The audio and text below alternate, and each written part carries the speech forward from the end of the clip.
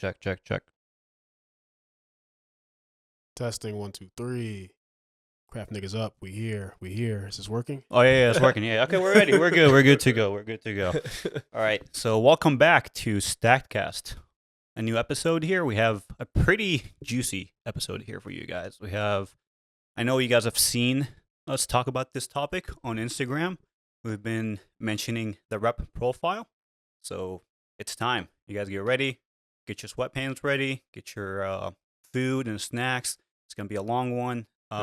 Since it's gonna be a long one, we'll try to make it a little bit entertaining. So we're gonna have a little challenge. For David, every time he mentions movement stuff, he has to chug a whole C4 can. Oh, jeez.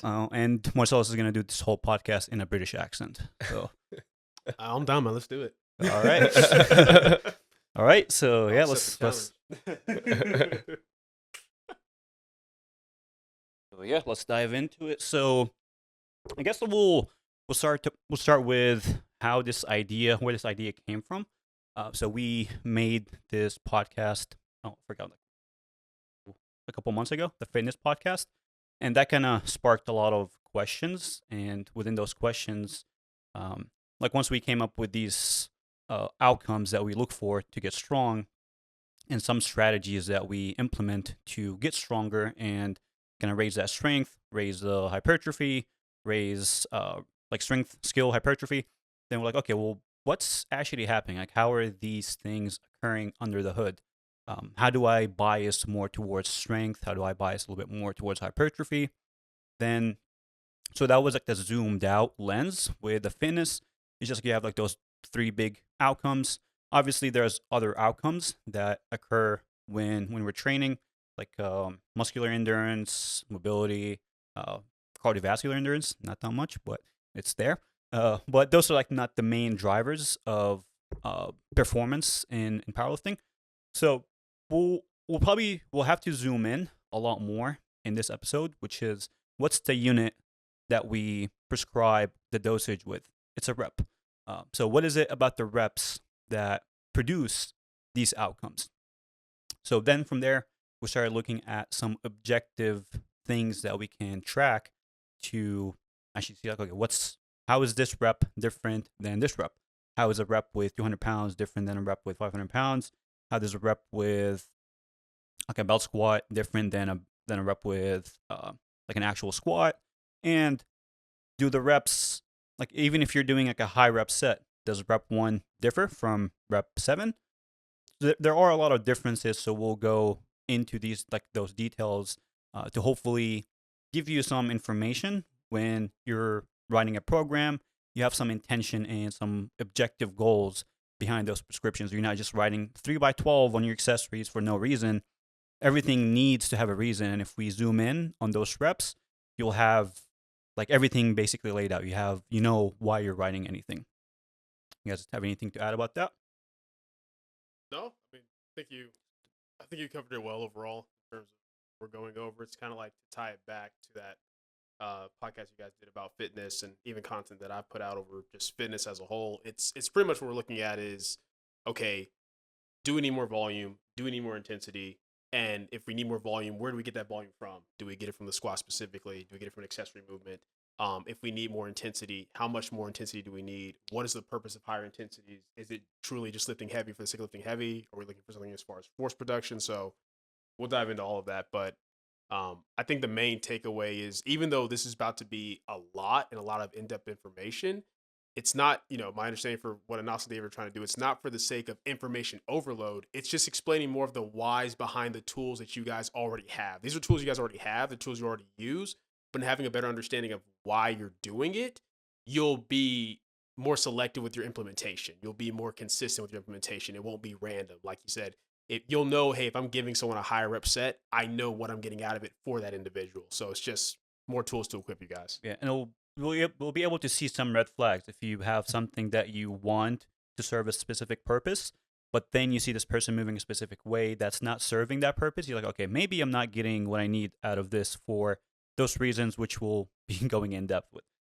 So to lay the base here, so the main idea is with the rep profile is we're going to use a few objective metrics to track these outcomes. And again, those outcomes are strength, skill, hypertrophy. Those are like the main ones. And also we have fatigue cost. We have cost. That is another outcome from doing a rep. There's some fatigue accumulation. So those are like the main three that drive the performance up, and you have some fatigue to manage, which is not a bad thing. It's just what happens. Um, so for those, I guess like to go over how we're gonna lay down the base, we're gonna go over the metrics we're gonna be tracking those outcomes with, and we'll be going over the stimulus. What is the stimulus this rep is providing us? And with all of these things kind of overlap. You're not going to be able to do a rep and just like purely do 100% hypertrophy. Those things are going to overlap, but we're going to be able to bias a little bit closer to one quality versus the other, depending on how we select load, how we select, I guess, like finding like a good tension profile. But I'm not going to go into the details too much now. But that will be the two main things: is fatigue to stimulus ratio, the objective metrics we're going to go over. Uh, then from there, we'll go over some considerations with what do you need to consider whenever you're doing like a hypertrophy based exercise. Does fatigue cost change? What does it change? What are the variables that influence that fatigue cost and things of that sort? Then once the theory is laid out, once the framework is laid out, we'll go over some real life examples of what does this actually look like on a like in real life. How does like a deadlift change when strength is low, when strength is high, when skill is low, high, and hypertrophy and whatnot. And also, hopefully, at the end, we'll take this concept and maybe answer some of the questions of, or at least you see a lot of strategies nowadays, but how are these strategies working at a rep level, at a zoomed in level? And hopefully, with this, you'll be you understand why things like big jumps work, why things like fatigue singles work, why things like variable top sets, like why are those things actually working? And hopefully, from that, once you have the framework, you can come up with some new strategies depending on the problems you run into. Okay, so we'll start with the. Okay, so we'll start with what's okay. What's the metrics? What are the metrics for those outcomes? Um, so for strength, like whenever we're talking about strength, what's the biggest influence, or like what do people think about when they think strength? They think heavy load, right? But why heavy load? So the thing with load and strength, there is a force production correlation. As the weight on the bar gets heavier, you have to produce that much more force because gravity is acting on the bar with 9.8 meters per second squared. So as the weight gets heavier, you're kind of forced to produce more force. So the biggest thing for strength, we're gonna track the way we're gonna track strength is by force production. And like the way, I guess like if you look into the physics a little bit, force production, force equals mass times acceleration. In our case, gravity is an acceleration, and how fast you move the bar is an acceleration. So load times gravity plus load times how fast you accelerate the bar. So the load is going to be static, but the thing that will kind of change here, and like why someone would respond differently from like 500 pounds versus someone else, like response, like strength response is going to be based on that velocity, that acceleration. Because like someone can move 500 pounds like pretty slow and that produces much force.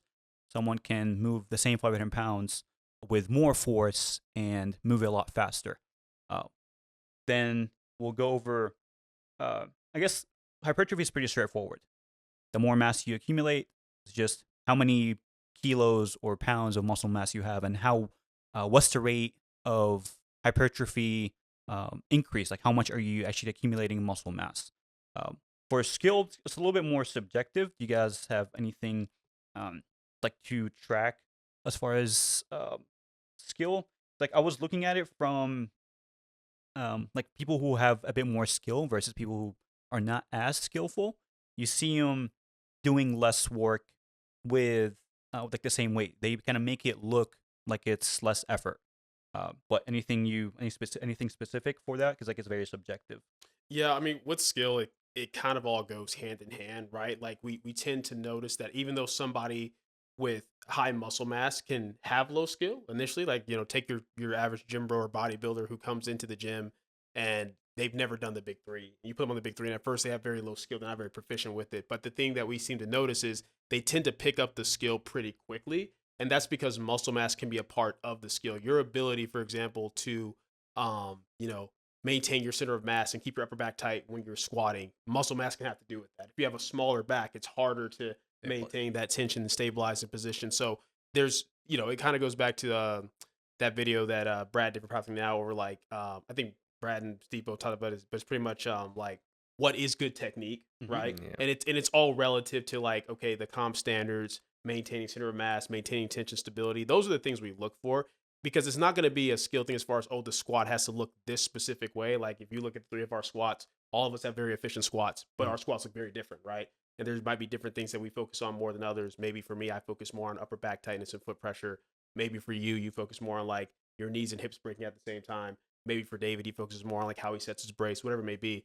But I think what we're looking for skill is based upon the individual and what we like, what position puts them in the best, what basically like what cues put them in the best position to produce force, because Exactly. it goes back to force production. So what's going to allow you to be in the best position to produce the most force, because that's going to allow you to move the most weight at the lowest exertions as quickly as possible. And yeah, like you said, it's very subjective, and we're trying to make this a very objective, but skill is not. Strength and hypertrophy are fairly objective. With skill, the way I framed it is basically moving in a way to minimize the amount of work that you need to do, and leveraging those high force production muscle groups that can recover fairly quick. That's someone who is very skillful. They can manage like this musculature to produce as much force as possible and minimize fatigue.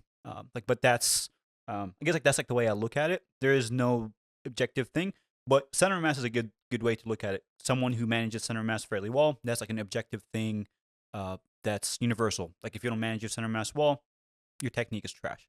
Uh, Yeah. or your skill is trash. I think a basic example, this is like this easy example I could come up with at the top of my head right now, is if you look at two people deadlifting, the person where like, they're like ramping their hips up and down over and over again, and they get their hips really, really low and they try to push as hard as they can, their hips rise, their back gives, and then the weight finally breaks the floor. That's not very efficient, right? They're putting in a lot of energy to get that weight moving, versus the person that knows how to drive into the floor as they're hinging the bar, press the slack out, wedge in that perfect start position, just drive from there. They're maximizing their efficiency on the lifts. That's a simple way of looking at it as far as skill component. So with that being said, those are like the things we're gonna be going back to see if those qualities are improving. If your force production is improving, that means your strength is going up. If you're more efficient, you're managing fatigue uh, with those reps a lot better, moving a little bit more efficiently, managing center mass better. That's objectively gaining skill. And with hypertrophy, it's fairly simple. If you do like a DEXA scan, you'll be able to tell, okay, how much muscle mass do I have? Obviously, with that, you have to take into consideration like hydration and whatnot to get accurate data. But the point is, if you keep everything consistent and use like a DEXA scan or whatever protocol you want to use to track how much muscle mass do you have on your frame, is it increasing? Is it decreasing?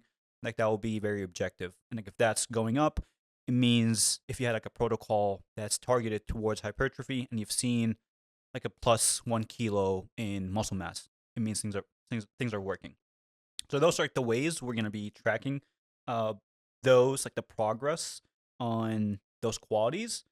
Then from there, now do you guys want to have anything else to add like as far as like those metrics? So like those like kind of pretty straightforward, right? No, I think it's pretty direct. I think the only thing I would add with hypertrophy is even then we can use force production to gauge things. Like Mm. if you're doing a set of like 10 at RP8, but all the reps look exactly the same speed wise, you're probably not actually getting to that RP8, right? Because Mm. it's like nothing's slowing down. It doesn't mean they're not getting out of it, because that'd be the counter argument. It doesn't mean not getting out of that lower exertion work, because if you're moving the weight fast, your muscles have to work hard to do that. But you're probably not getting as close to failure, and that's a good way of also kind of tracking the metrics of hypertrophy. Right. And the last one, obviously, like, we have to mention fatigue, because fatigue is another outcome. But people kind of see it. There's like this fear of fatigue, which we can kind of talk about like for like a whole podcast. Man. People think of fatigue and like okay, like oh, this is fatiguing. Everything has a fatigue cost. Doesn't mean like you're not gonna do anything. Like you, if this has a fatigue cost, it's more about is this fatigue cost worth the result? Or is it worth the outcome? If yes, cool. Like it's worth it. Have the budget for it. If not, then yeah, maybe you have to manage that fatigue cost a little bit better. But it's not really like an evil thing. If there's no fatigue, there's no workload. If there's no workload, there's no adaptation. There's no Yeah, adaptation, you're not getting stronger. Yeah. So Yeah, because like I know David was mentioning like there's fear of fatigue and people don't like they just it kind of forces them to not work as hard just because you have like this if I push my bicep curls too hard I'm gonna get fatigued. Like dude, chill out. Like come on. Yeah, I'm I gonna mean, drop my deadlift, man. it goes even further. What they'll do is they'll be like, "Oh, I'm saving for the week 4," and I'm like, "You're not even building up to the week You're not 4. building stimulus. It's Yeah, like yeah, nothing's happening." yeah. But yeah, I mean, obviously, like the fatigue cost is gonna be there, but again, it's more about the stimulus to fatigue ratio. If that's worth it, cool. But if like the stimulus to fatigue is not really worth the outcomes, then sure, that has to be managed. But we're not gonna only look at the outcomes. We're not gonna look at the fatigue by itself. We're not gonna look at the strength skill hypertrophy outcomes by themselves. Like we have to kind of look at the ratio between them and if it's worth what you're getting out of it. And with that being said, depending on the time of training, like if you're away from a meet, you're trying to bias a little bit more towards one outcome, one quality. It's fine if like the other two drop. It's fine if the fatigue cost for that thing is high because you are getting what you want out of this training. So yeah, this covers the metrics we're going to be using for like those outcomes and how we're going to track them.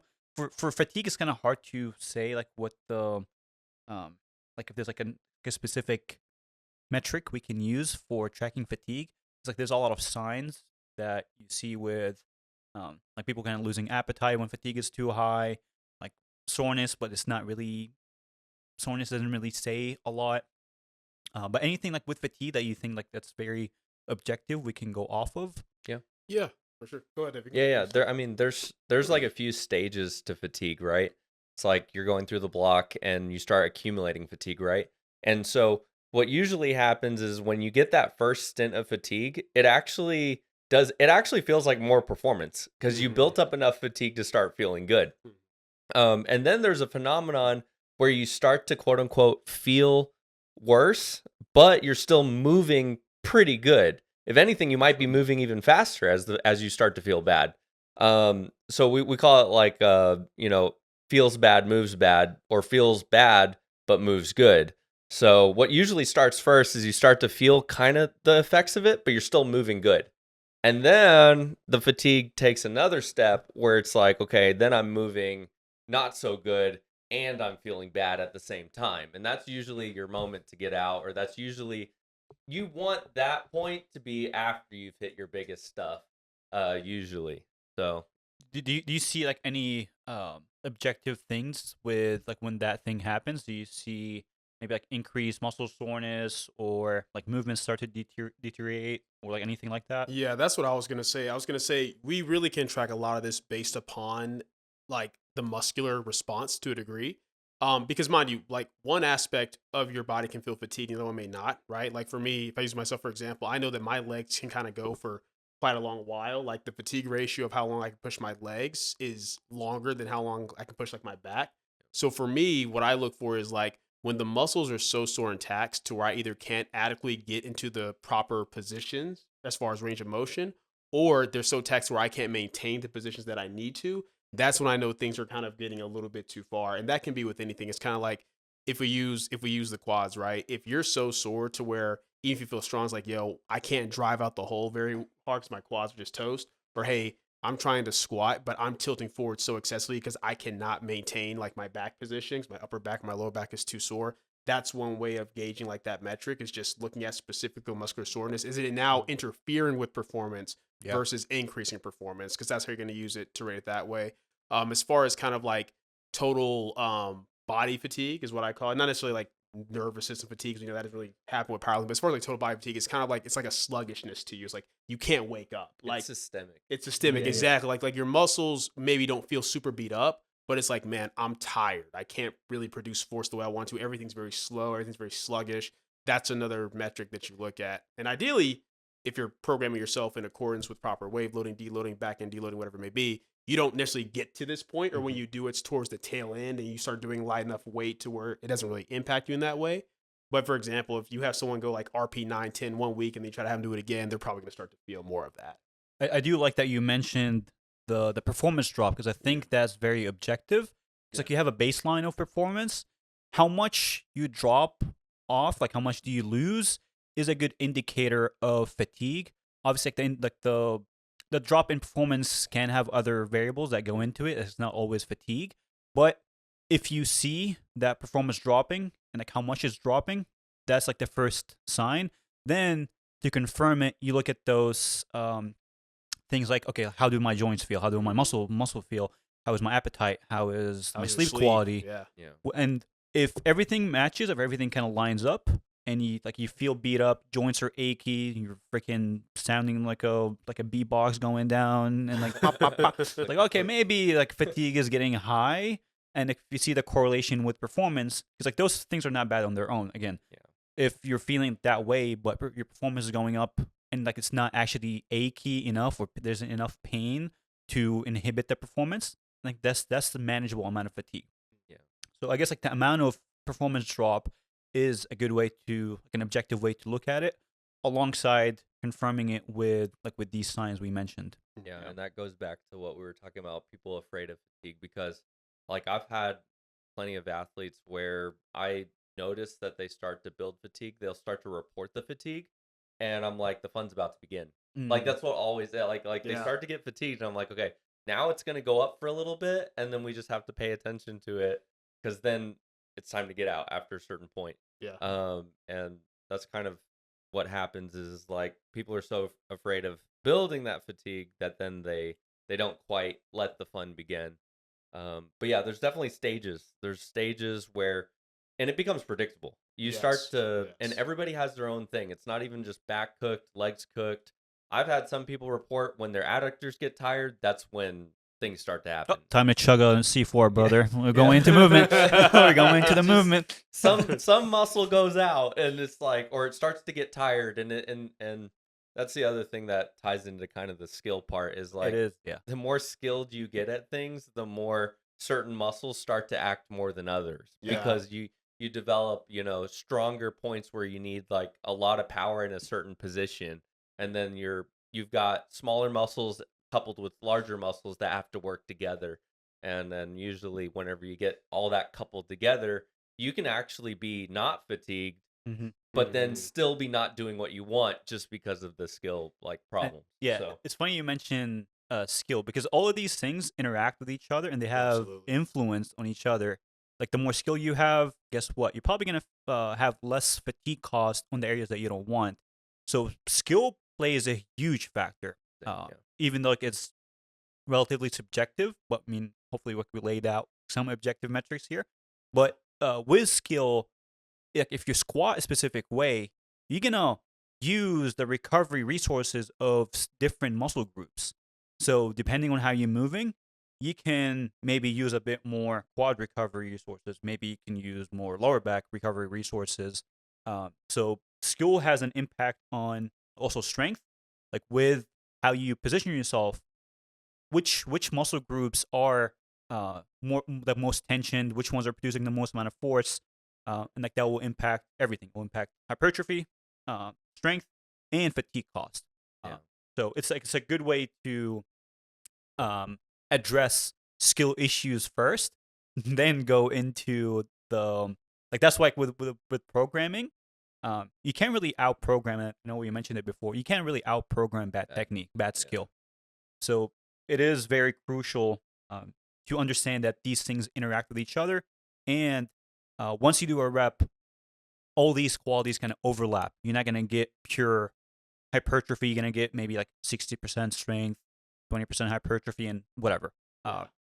it's also important to know that skill doesn't always mean a big arch. Skill doesn't always mean toes to the plate on a deadlift. Skill doesn't isn't limited to like these crazy efficient patterns that you see online. Like some people, good skill is the ability to hit the PR at the end, and Yeah. however that is, like if maybe your back is flatter and maybe you're like not arching as much, but then your shoulders are in a position where you really can get it off your chest effectively. Not having too wide of a grip, for example, where you can actually get it off your chest instead of, because usually whenever you're really wide, that sticking point at the bottom just intensifies. If Yeah. you're not in that right position, then it doesn't matter if there's I call it Instagram skill. Like it doesn't matter if it's if it looks visually pleasing, you're Yeah. just gonna end up getting to week 4 and it's stuck on you. So And that is the subjective part of skill, and Nos was talking Yeah. about. It's like, because movement itself, in terms of what's efficient movement, will be subjective based upon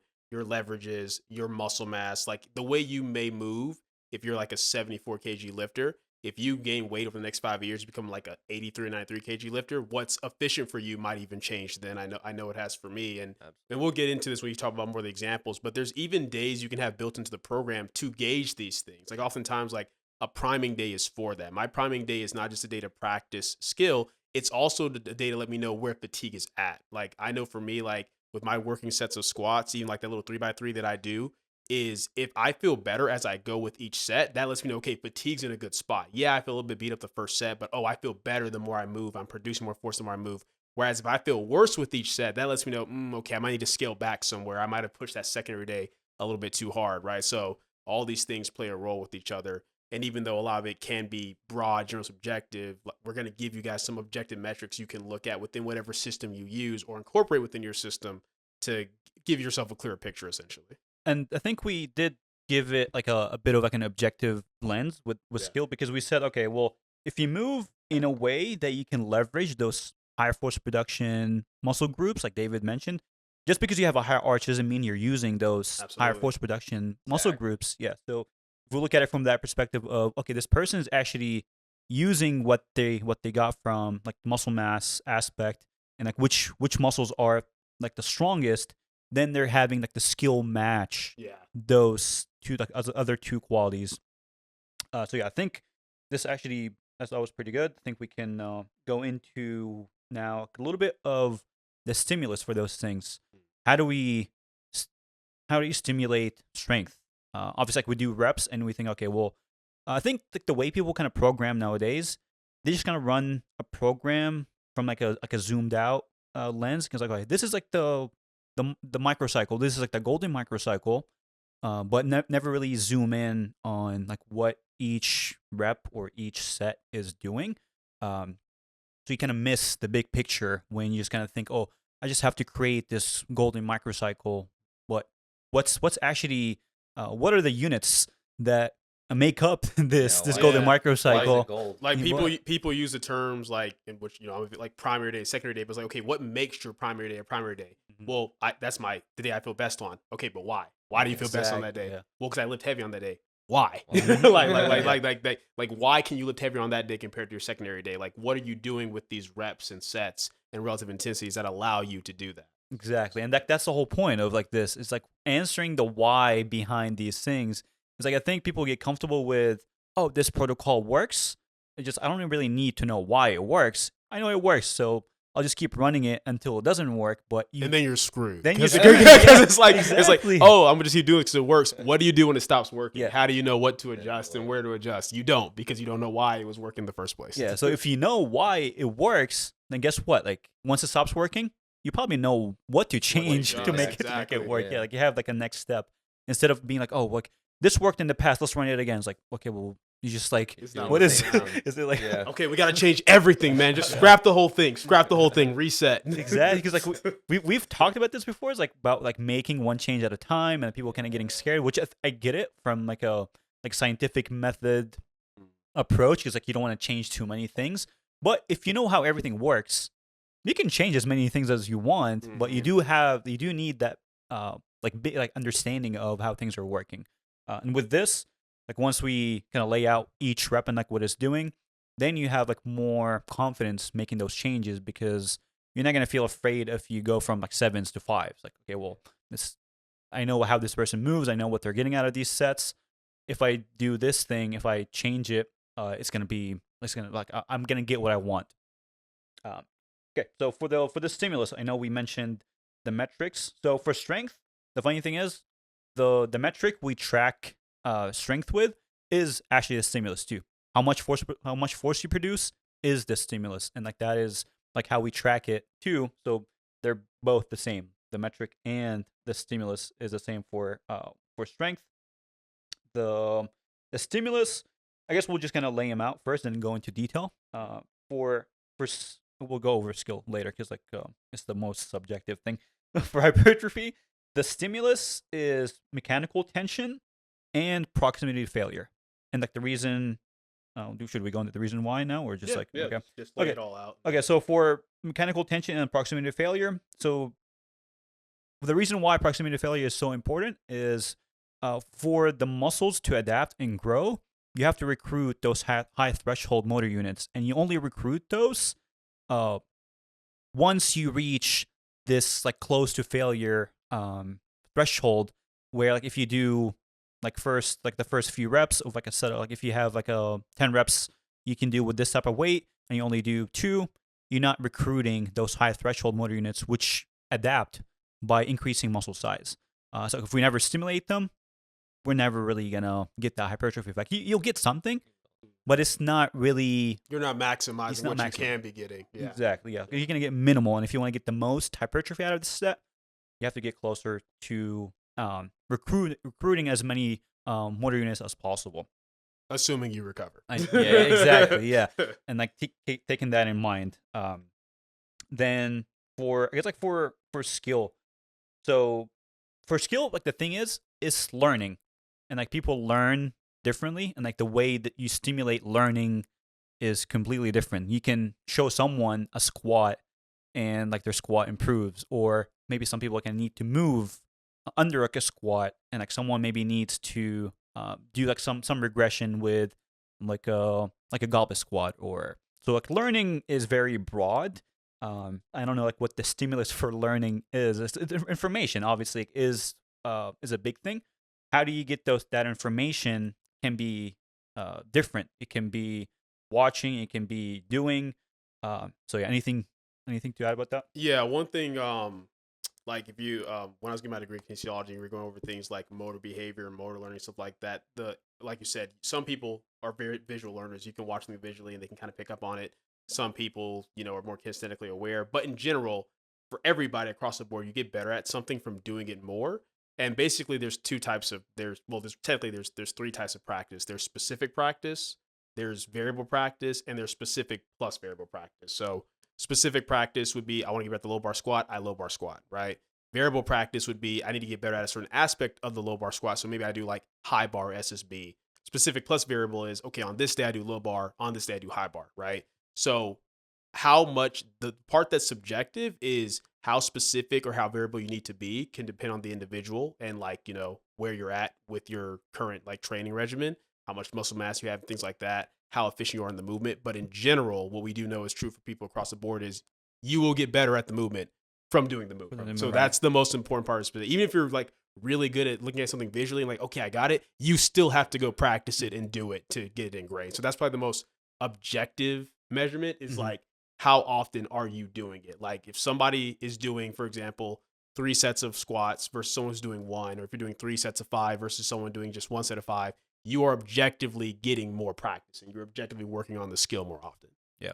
And I know we mentioned centralized versus global or systemic.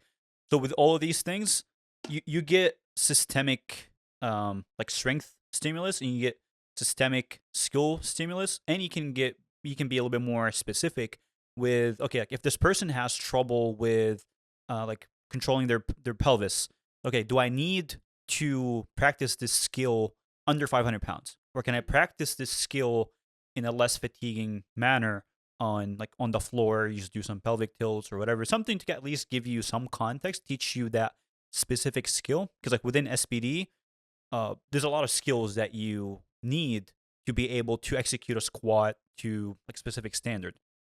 So we can break it as, okay, let's practice all these skills at once, like Marcellus mentioned, or we can, okay, let's be a bit more mindful of like the fatigue costs and like what things I want to be more precise about. Okay, this person has trouble like with this one specific thing, maybe like with bracing, they don't really feel their side abs or whatever.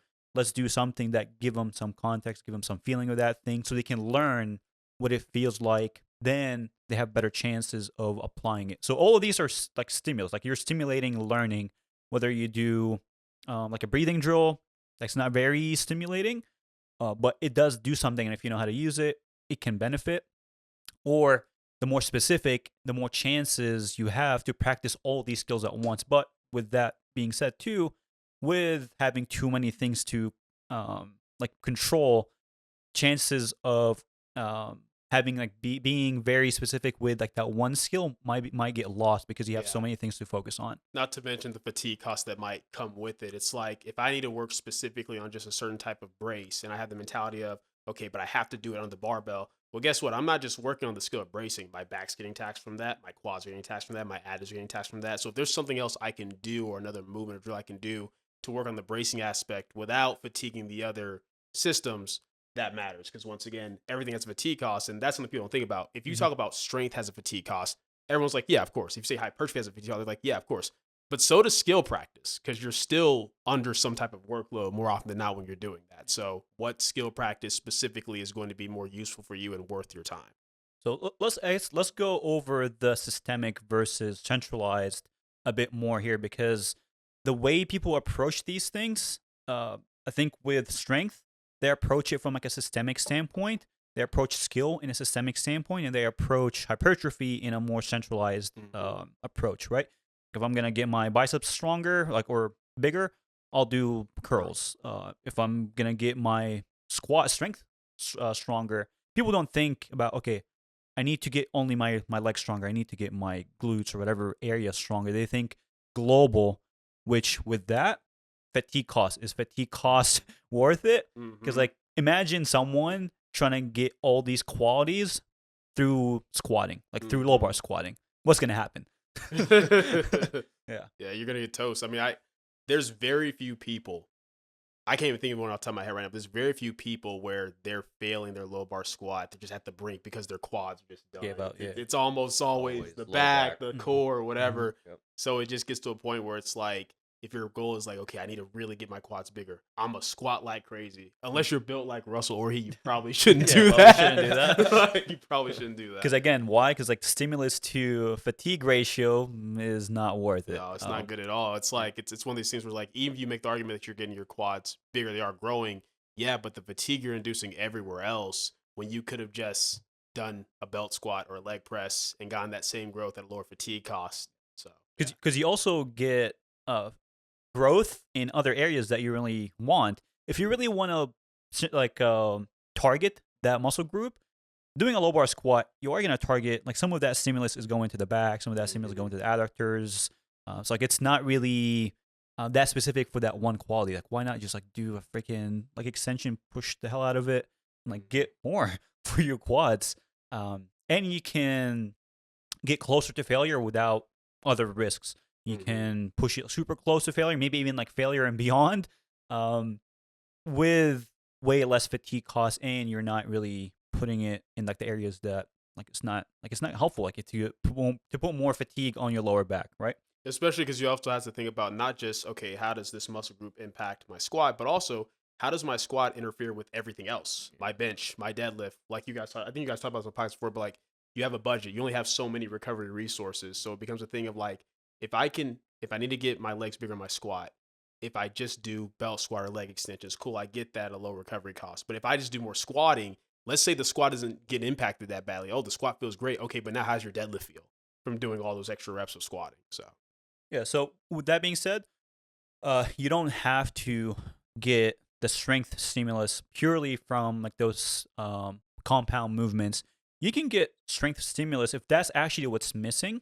You can get it through a leg press, a belt squat, a hack squat with like lower, actually higher stimulus to fatigue ratio, because like you get more out of like that fatigue cost. So that's when switching between systemic versus centralized can be very helpful because you can be very precise and manage that budget a lot better. It's like you're not spending so much because like I have to get my legs stronger through squatting. It's like okay, well, there are better options out there. Like you don't Yeah. have to get it through that. And with hypertrophy, so like something like say you're trying to grow your adductors even more, but with a squat, like you're squatting fairly heavy, and like that, maybe like if that's giving you enough stimulus for the hypertrophy, why do more centralized stuff when the systemic work already achieved that purpose for you? So all of these things kind of overlap, and you don't have to do one or the other. It just depends. Is the is a cost worth the outcome? Is the juice worth the squeeze? Um, and like with skill again, um, that's why like, when you that's when you see those like lower like lighter singles and whatnot, and people think like this is like the only way to practice skill. You just have to do it through like a specific manner and work on the lift itself to get some kind of skill practice out of it, which is not the case. Forgot about the skill because we've talked about it before, where you can do more centralized skill practice, and like that will probably set you up better for the SBD. Yeah, I mean, I've seen people do everything under the sun from like, I'm gonna go say for example, big top set, like much lighter back down, something like that. It's like you can go lighter, but you're really just building more systemic fatigue, and sometimes not having to do all of that can actually save in that budget. We're calling it a budget. You can actually save on your budget and say, okay, instead of doing my 3x8 I can take some lighter loads that still allow me to build the skill, Mm-hmm. and I don't really need all those extra reps. I can definitely get away with less reps, and then I can go do my mounds of reps on, if it's squat I can do a belt squat or etc, and instead of having to do just comp specific stuff, because Yeah.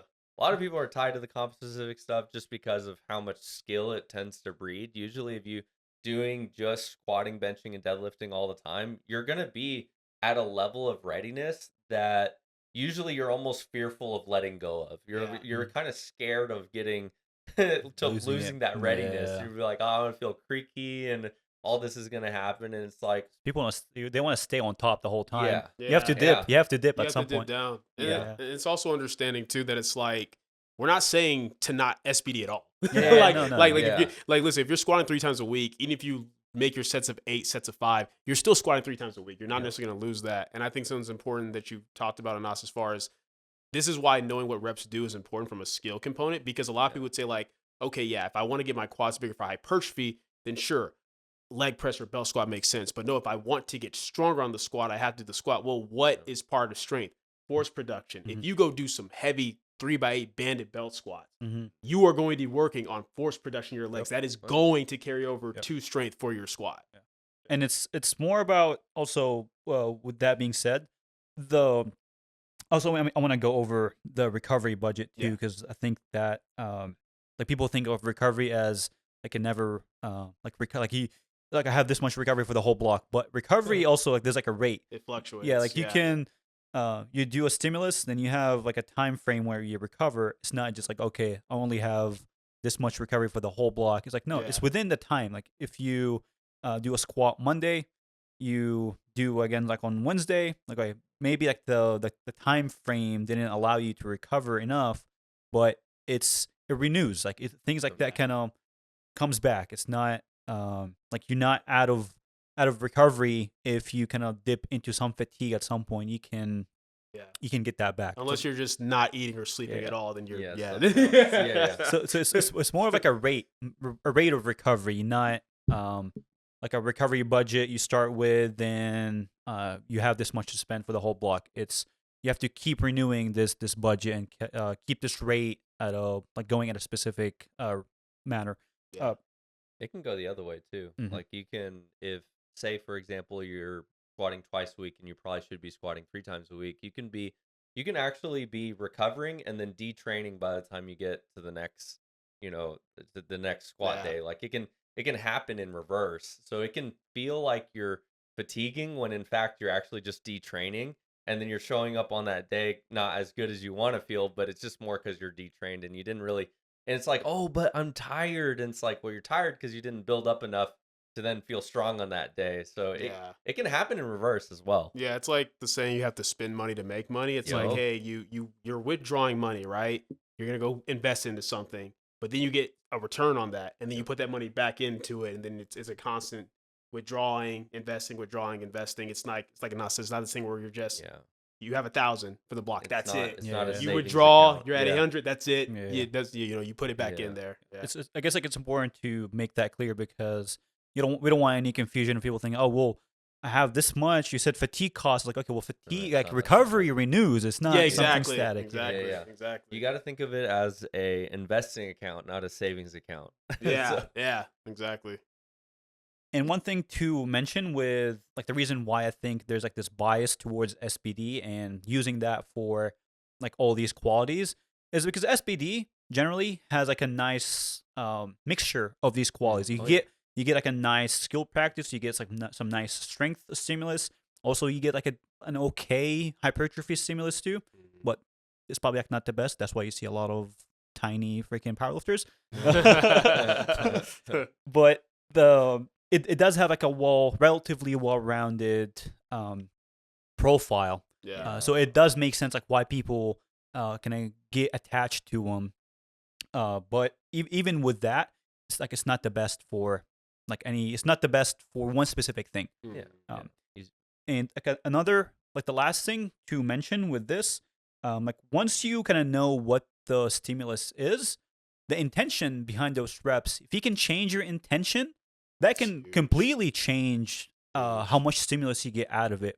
So, for example, for the strength, outcome, if the intention is to just move this and control it, and like not really move as fast as possible, and like not produce as much force as possible, the outcome is going to be different. I can move 400 pounds at whatever 1 meter per second squared, or I can move it if I try and get the most out of it from like a strength perspective. If I'm trying to get like the most out of this set, and like I know maybe I don't have enough like strength work, and I'm trying to get strength outcomes, strength stimulus out of this set. I'm like, okay, I'm gonna try to move it a little bit faster, Yeah. put a little bit more intention behind that. This is where percentages in RPE kind of fall short though, because like there is a movement aspect. It's like if you 70% moves different for some people than 80%. That's why you'll see like some people need 80% to get what they need, and some people only need 70. Mhm. There's a bunch of people doing 80, 85%. They could be getting away with 78%, 77%, something like that. And so it's just different for everyone. And I think if you change the intention behind like that 78% versus like the 85, you can probably get a similar outcome from like a strength perspective. Like if you know like your 78% moves like at this velocity because like it's lighter, you're not gonna try as hard, and you intentionally limit force production, then like guess what? Maybe you can get the same stimulus if you have the intention behind it, and you don't have to go to a more fatiguing option, which is like 85%. Yeah. I mean, this goes to given. I know we're getting more examples later, but this kind of goes into like, why do fatigue singles work? Yep. Well, because you have some people where, okay, they put all their effort into the single, and then when they get to their volume, they're tired, they're sluggish, they're moving it very passively. They're not really like moving with that same intention, effort they could be. So you're not going to get as much strength carryover from it, and you're going to get a higher fatigue cost. Not even because the single was that fatiguing, but because mentally you're so emotionally down from it. Now you're moving your 3x5 with 7% a lot slower, which is going to make it more fatiguing inherently, and you're going to get less strength from it. Whereas that's where, Steve loves his fatigue systems for that reason. Okay, I'm going to have you hit this set of 4 or 5 first, be really intentional with that. Mhm. Then I'll let you hit your single, and you'll be good to go, right? So that's a reason of like a lot of people program it, but now you have a better understanding of why and what you get out of it because, it, like you said, the intentionality matters. If you have like a 3x3 and you move it really slow because, oh, I'm really tired and fatigued, that's not as useful if you go in like, okay, even though I feel kind of beat up, I'm still going to try to move this as quickly as possible, and you can get more strength performance out of that. Yeah. And I mean, like it's funny. It's like we're probably gonna be explaining a lot of these like strategies that you see, Yep. but also like with that, it's a good way to like force this intention by programming something, but also you can get the same effect if the person kind of knows like, okay, I have to try hard Yeah. on those This is two. what this is for. This is what it's Yeah. for. Yeah, I mean that's what programming is to a degree, right? Mhm. Like it's not just the physical part of programming. Is okay. I know this person's personality, their mentality. I need to Mhm. program things in such a way that will force them Yeah. to do what I want to do. It's kind of like even with accessory work. It's like man, this person's not pushing as hard as they need to. Okay, you know what? I'm not giving you a 3x12. You're getting AMRAPs, Mhm. RP9. Yeah. Send me the video. I want to see Yeah, that I you're wanna see pushing the it. failure. Yeah, I wanna exactly, see it end. exactly. That's funny. You just set your client up for success. You just kind of have everything that will kind of help them get this intention or get that stimulus out of this program. But also, if the person understands what they're trying to do, that's when communication Matters. Yeah. it matters a lot because Yeah. you can give the same program to the same person, and like if you communicate it differently and the intention changes, completely different results. Like the program, like night and day difference. Yeah. Especially like with the hypertrophy stuff. It's funny after like I've been working on this for a little bit and like I'm spending so much time. I'm like, oh, okay, well, wait, hypertrophy gets stimulated by this. Like, why am I not going to failure? And like now I'm doing like the same weights and like the weights like I would be doing for like a set of 10. I'm like, dude, I can hit 20 reps with this. Yeah. I can hit 20 reps with this. AMRAP sets, ascending sets, even top sets on accessories. Like some clients will be surprised, like, man, you give me a top. So I'm like, yes, because I want you to push this. Yeah, I want you to actually, really do it. push this set hard, and then you have a fixed number to drop down to after that. It all plays a difference. But it all comes down to this stimulus. We're trying to get the stimulus out of this person. And there are programming strategies that help you kind of reach that stimulus, like AMRAPs. Okay, this means proximity to failure is going to be there. Like with fatigue singles, okay, it's going to be force reduction is going to be there. With skill, like, okay, this is what we're trying to do with this single. Like, I want it to look perfect. And like this person knows, okay, I have to execute at this level. But yeah, this is actually that's really good. Um, then like anything else to mention as far as like fatigue management from like with like from everything we said? I think we covered fatigue fairly well so far. Yeah, I think we covered it in depth. This once again, it's just knowing what the cost of each thing is. It's like, for example, okay, once again, we talked about hypertrophy. It's okay, I need more hypertrophy. Okay, well, what's going to make more sense? Doing an additional 2x8 on your barbell squat or going and doing it on the belt squat, right? Looking at it from that perspective.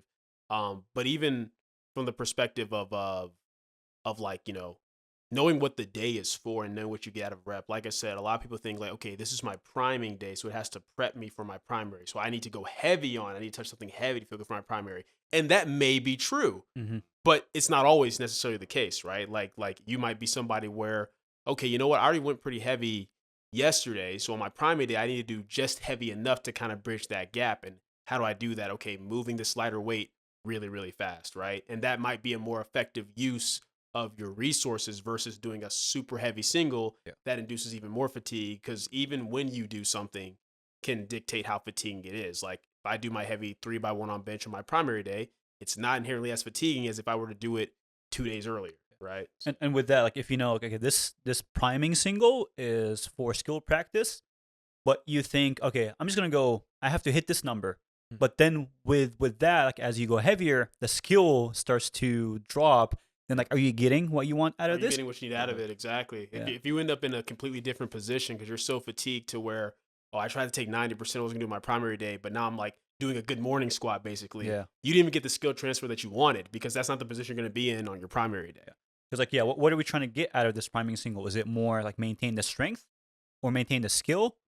If it's like one or the other, the focus might be a bit different.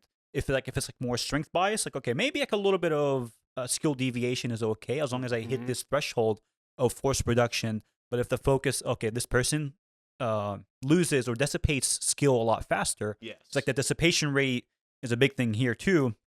So if that's the focus, like it's more like skill practice, like, okay, I want to make sure the priority here is like how well I'm moving, not the load on the bar.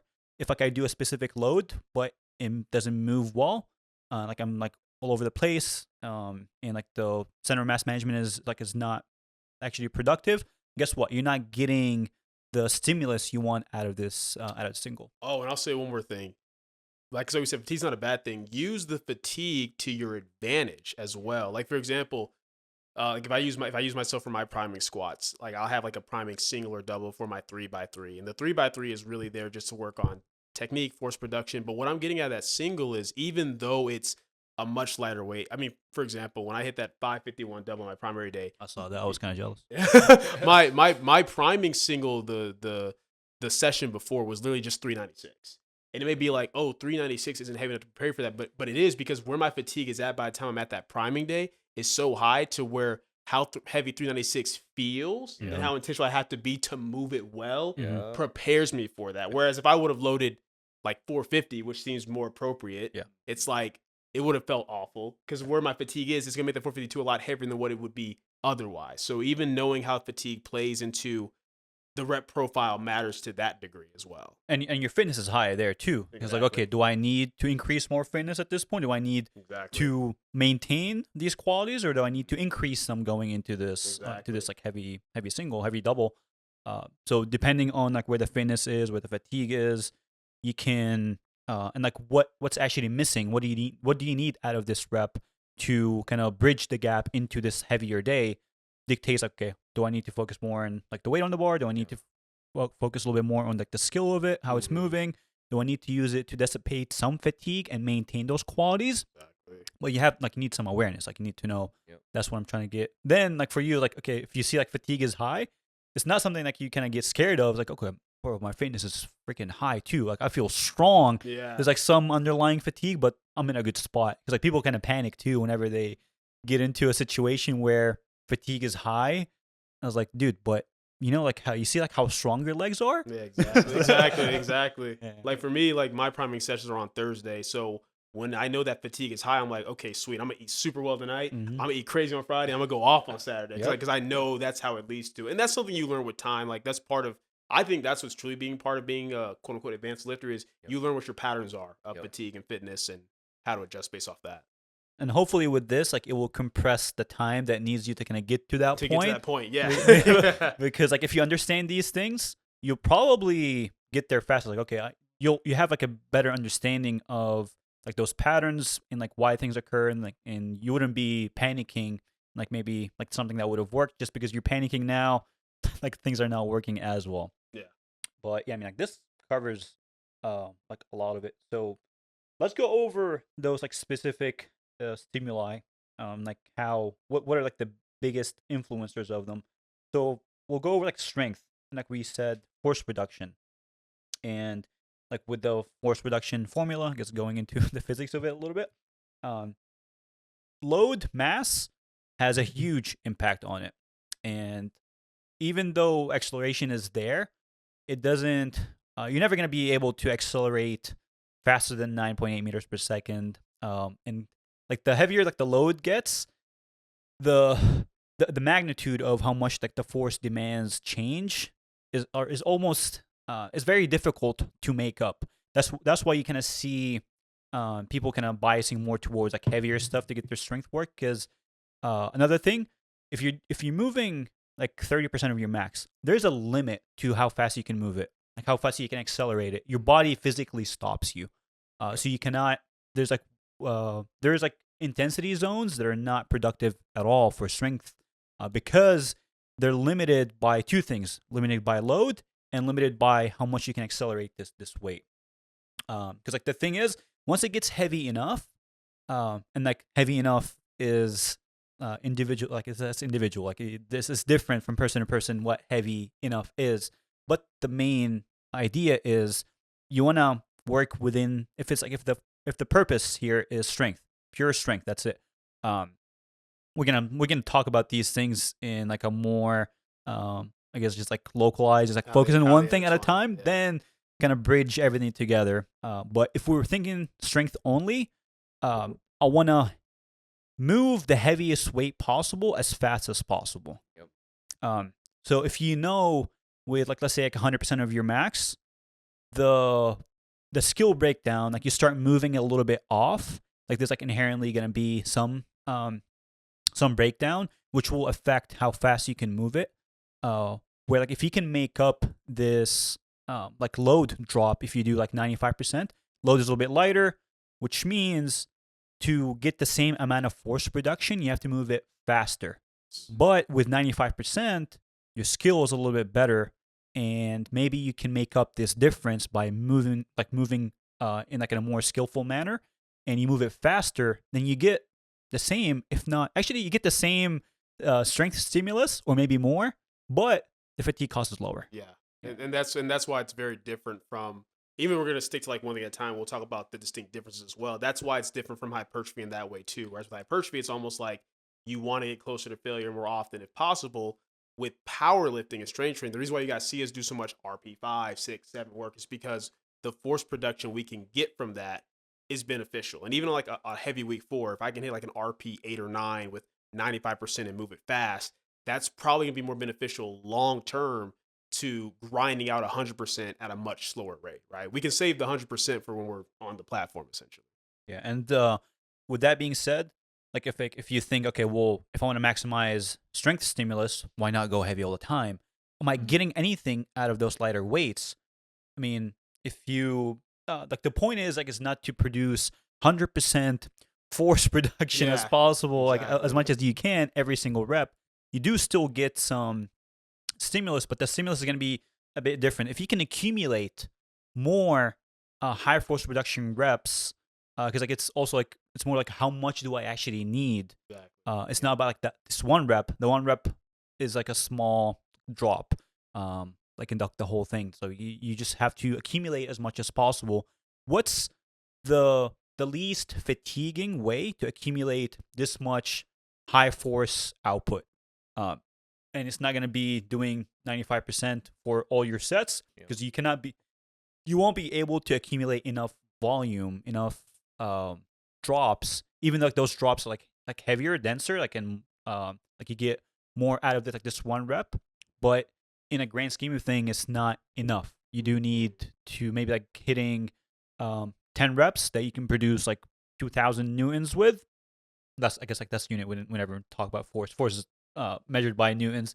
But if you can accumulate 10 reps with 2,000 newtons versus 3 reps with 2,500, like which one is better? And like that's when individual differences come in play, because maybe someone can get more strength out of like those 2 reps, more than like those like 10 reps with 2,000. Or for someone else, okay, they actually get more out of like those 10 reps. Like maybe we'll bring in some examples like Ashton, like how much he gets out of those like 700-pound squat, which for him is probably like not heavy enough.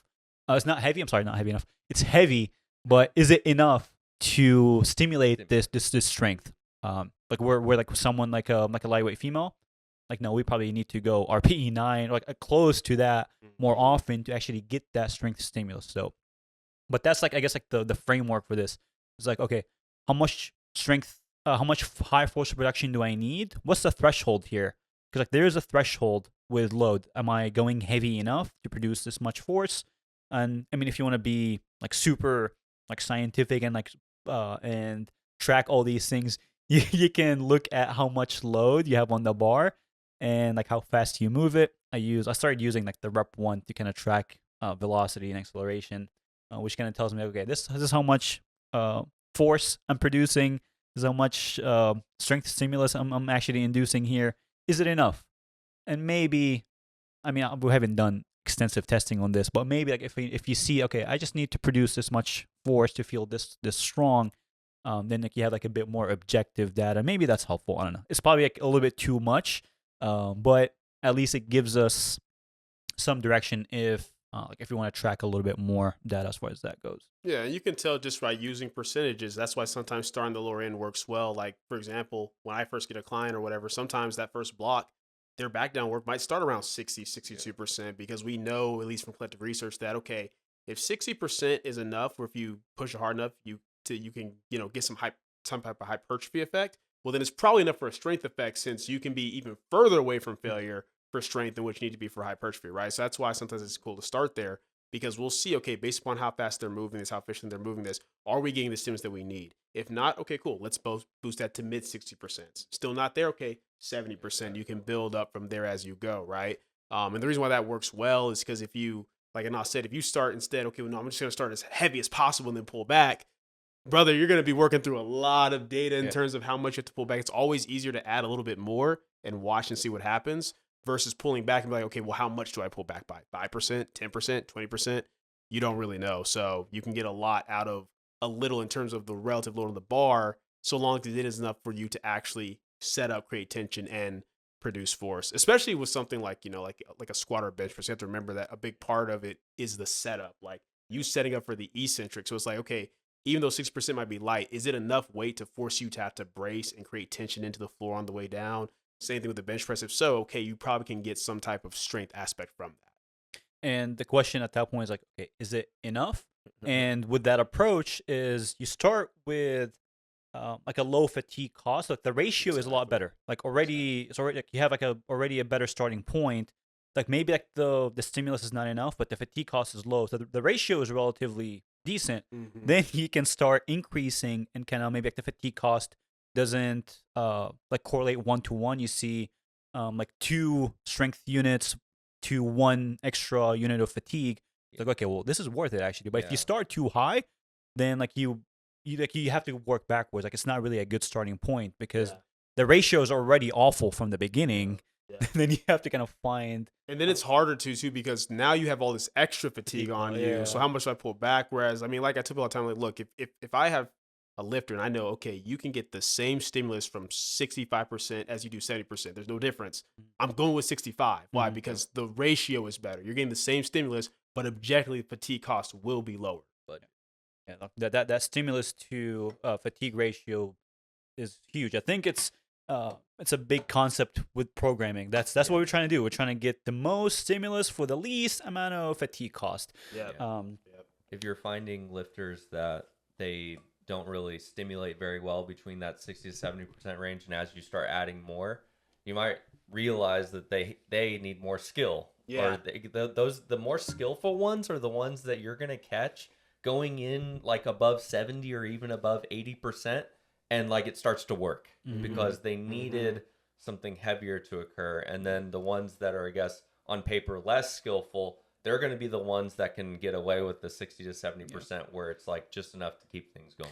Because if you look at a skill as like has like a big influence on fatigue cost, if the skill is bad, the fatigue cost is going to be high because you're going to be moving somewhat terribly here. So the fatigue cost for all these sets, for all these reps, is going to be relatively high. So you have to kind of bias to a better ratio, which is going to be a little bit lower.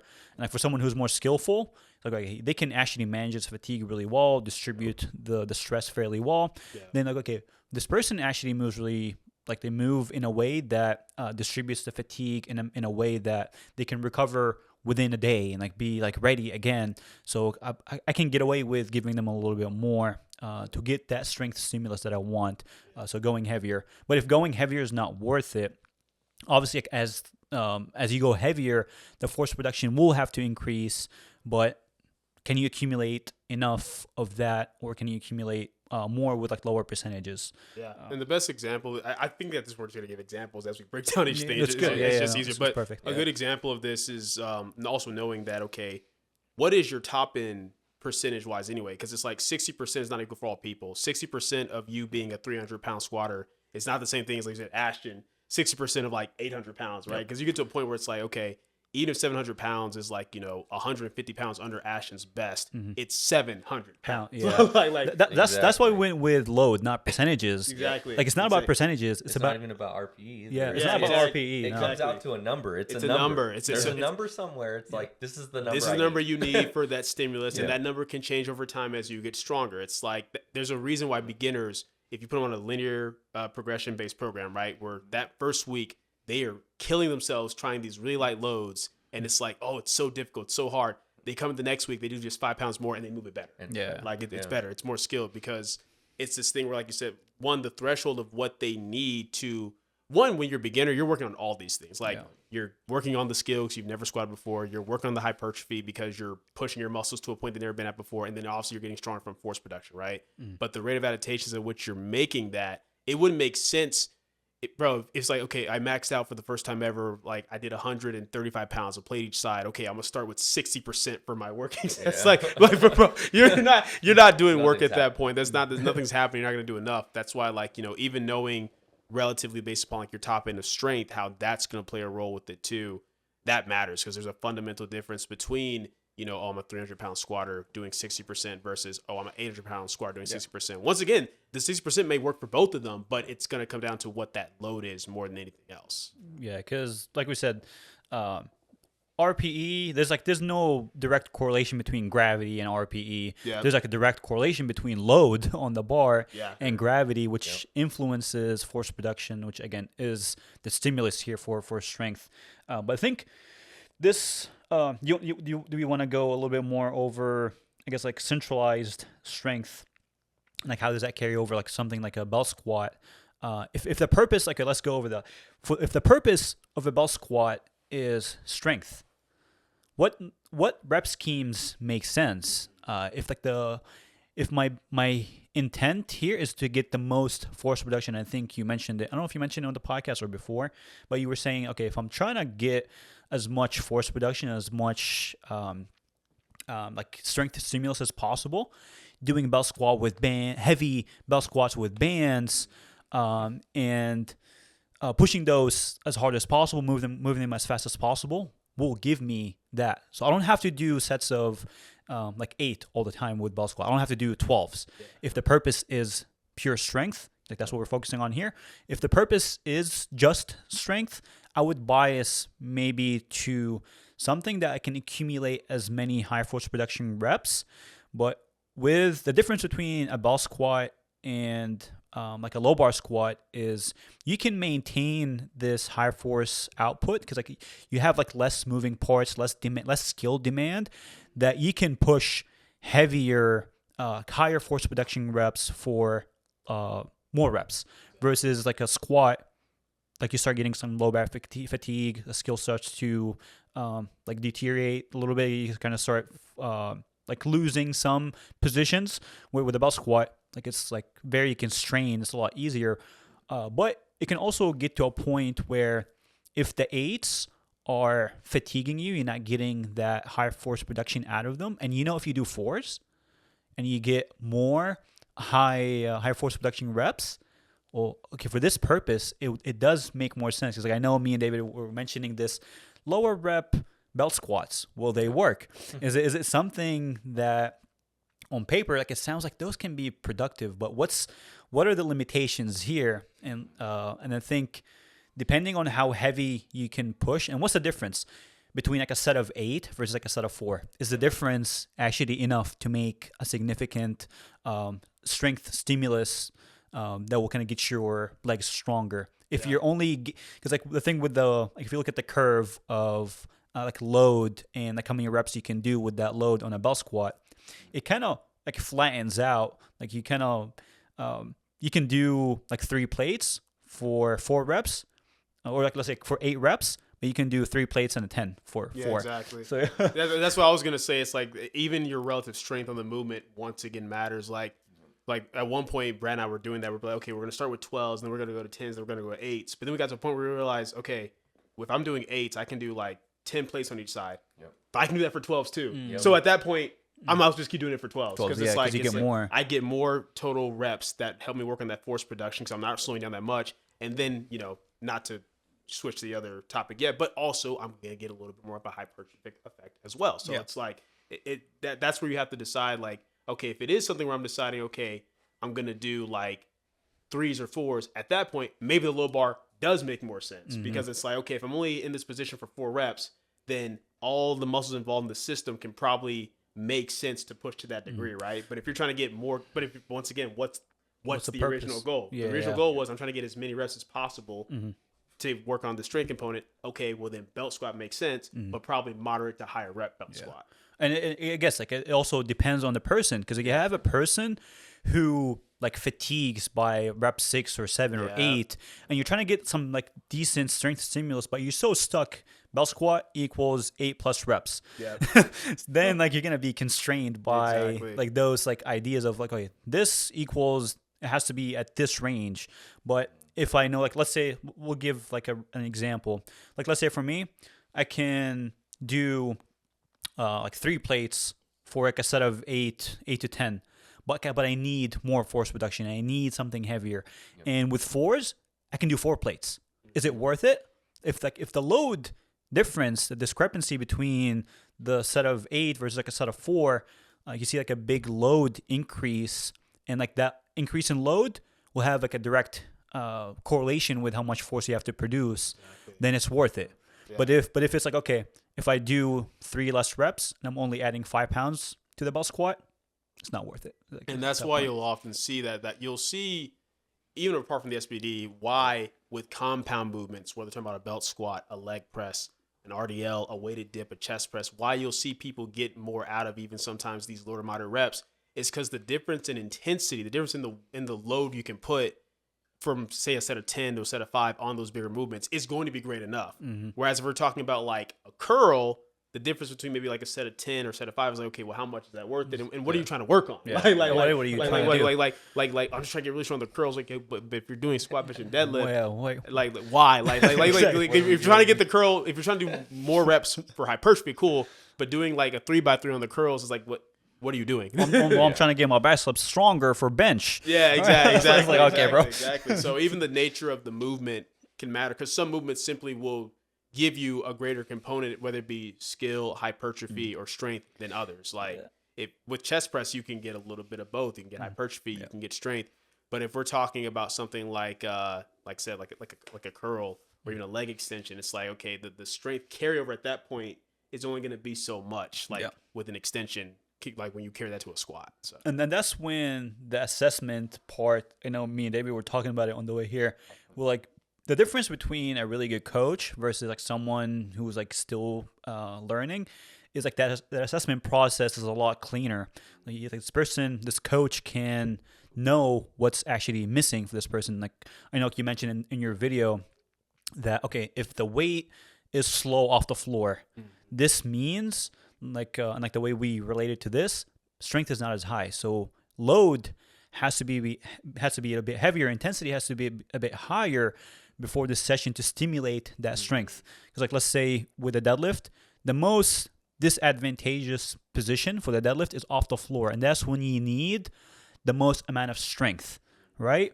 And if you see it slow off the floor, that equals strength is not there. What influences strength? Load. So an increase in intensity equals strength stimulus equals a better speed off the floor. Because I know you mentioned it in your video. I'm like, okay, well, this makes perfect sense, but can we go a step further to kind of go over like the why? Like, what is it about intensity? What is it about volume? What is it about those things? Yeah. So once again, that intensity will lead to more force production. Mm-hmm. That force production is the biggest thing with the deadlift. You need to produce force to break the floor faster. Yeah. And that's where even the intensity relative to the reps can matter, because it's like, okay, if you're only going to do a 3x2 on your secondary day, that intensity might need to be a little bit higher in terms of the relative percentage. Mm-hmm. But if it's like a 3x4, okay, you can probably get away with that intensity being a little bit lower. So it has to be within a certain specific spectrum, right, for what you need. But you can get away with it because you're getting more reps in overall, which goes back to the belt squat example too, the 3x4 versus the 3x8. Is it worth it? Well, how much is the load difference? Mm-hmm. And what is the load you need to feel prepared for that next session? And is it actually addressing a bottleneck that's like, is it actually addressing anything, or just doing it with no purpose? Yeah, exactly. I mean, there's people who's like, okay, we need more volume. So it's like, okay, I'm just going to give you like a 2x8 on your secondary day. It's like, okay, well, hold on. Like, you need more volume, but why do you need more volume? What kind of volume? What kind of volume? Where is this coming from? Do we just need more volume because we need the muscle to be bigger or feel more full?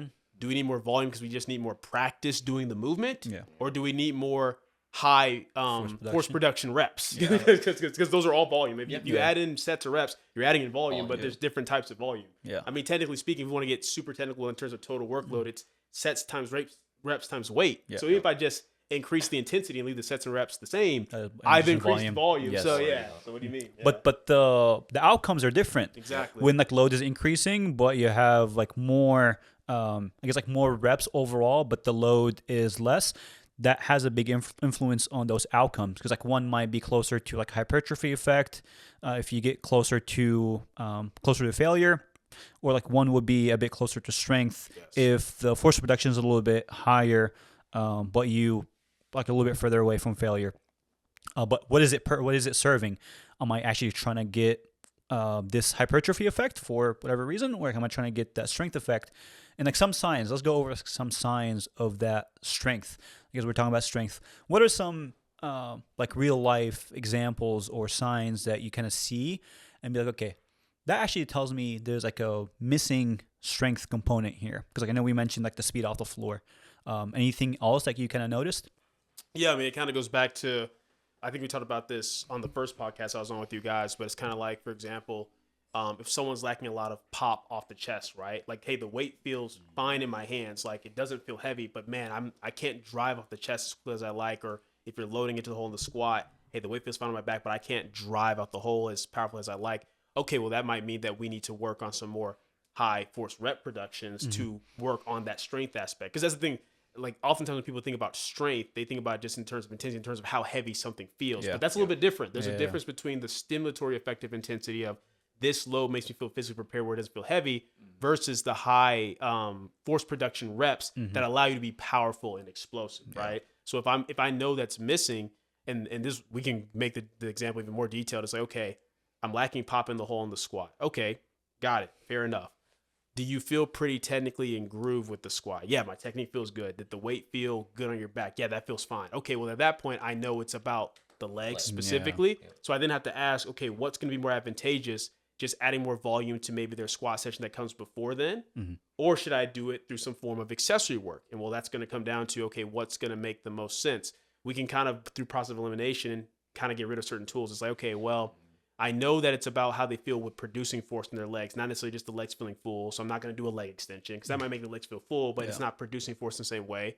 A leg press, maybe, potentially, because I am pushing. But it's okay, well, what's going to be more direct carryover? Squatting, like with the belt squat. And is it enough? Does it meet the requirement? Does that actually enough force production? Exactly. So I have to decide, okay, I can do some extra reps on the squat, or I can maybe do some extra reps on the belt squat. And from there, you have to ask, okay, well, what's the cost and ratio for both of them? If I'm only doing like say a 3x2 or 3x3 on the tertiary day, and I know I can boost that to a 3x5 and it won't change the fatigue fluctuations on their back and everything else because it's so light, that might be the simplest change. Okay, let's just do a few more reps on that priming session, see how it goes. But if it's this thing where we already know, hey man, the reason we're doing the 3x3 is because when I do more reps beyond that on that priming session, my back starts to tank. Bet we're gonna do some belt squats after. Yeah, you have to find the best bang for your buck to kind of reach like that end outcome, which is like the indicator day, moving better, moving faster. Exactly. How do I get that with like the least disruptive fatigue? Yeah. Again, stimulus to fatigue ratio. Yeah. And that leads us like probably to what we'll probably eventually come out with as well, which is like an F to S tier list as to like the effects of certain changes that you make. Yeah. Because that's another thing that I've seen a lot of more newer coaches do is they'll pick a very big change, like almost a nuclear level change to change a smaller thing. And it's like, there's an F to S tier list as to amount of effect per thing, you know, and one change is not the same as the other for sure. In order of magnitude, we would say. Yeah, I mean, you could even make the argument of, okay, I can do this one big change to get the effect, or I could do two smaller changes to get the effect. The way a lot of coaches think is they're like, okay, but if I change this, I'm only changing one thing. So that's better than changing two things. Like, no, because that one thing has a greater outcome difference than just changing the two smaller things. So for sure. Exactly. Yeah. And that's why I think like we see like a lot of biases in like narrative. It's like only do this. It's like, okay, dude, like no, you can make more and more changes. There's literally nothing more frustrating. I was just on a podcast earlier this week where I said my biggest pet peeve, whether it be YouTube, Instagram, TikTok, is someone being like, the one thing you're missing, or like the secret tool. It's like, bro, like there's way too much nuance for people to still be making posts like that. It doesn't make sense. And it's also why coaches who sometimes do really well they kind of burn bright than they burn out, because you find something that works, a specific strategy that works for a certain type of people, and you get married to the tools instead of getting married to the process of using the tools to get whatever outcome. Yeah, because that's why one big focus of this podcast is focusing on principles, like the underlying principles of everything. Then the strategies are very flexible, and I think that's a big thing for you because like you've came up with unconventional strategies, but they came from principles, like a big foundation of yeah. principles. Yes. Where like other coaches like, okay, oh, fatigue single this, I follow. It's like, dude, Yeah. Yeah. And that's why I tell people you can be dogmatic about principles because there's so many different ways to go about those principles. And you should be. Like if somebody says you can get bigger without volume, okay, that's just false because like that's going against the basic principle of how we know hypertrophy works. But if you say, hey, you need volume and that can be like 2 AMRAP sets or 3 sets of 12 or this and that, then that's totally fine. Like, because I'm even seeing that in the hypertrophy world now. Everyone's all big on like, oh, just very few sets and push hard to failure. You don't need more than this. It's like, well, that depends on what we're talking about. It always depends on the person. Like the requirements are going to be completely different of what gets this person more hypertrophy. Someone like Marcellus, who's pretty freaking jacked. I mean, like he might need a little bit more, like a little bit more to stimulate those high threshold motor units. Absolutely. Where like someone like me, you've seen our bench video. I can probably get away with like not pushing as hard. I can recruit those high threshold motor units like within the first rep. I'm ready. I'm go. Yeah. But yeah, it's definitely dependent on the person. But I think like this covers the force reduction fairly well. We talked about like centralized versus global, and like when to use all these tools. And hopefully it kind of gives people like a framework. But yeah, I mean, we're gonna focus on like one outcome at a time. Yep. But again, please, all these things overlap. Like it's never gonna be. You're not gonna do 3 sets of 8 on belt squat and only get strength and get zero hypertrophy from it. Like yeah. And I guess like next one, let's go over hypertrophy here. So I think hypertrophy is like a bit more straightforward.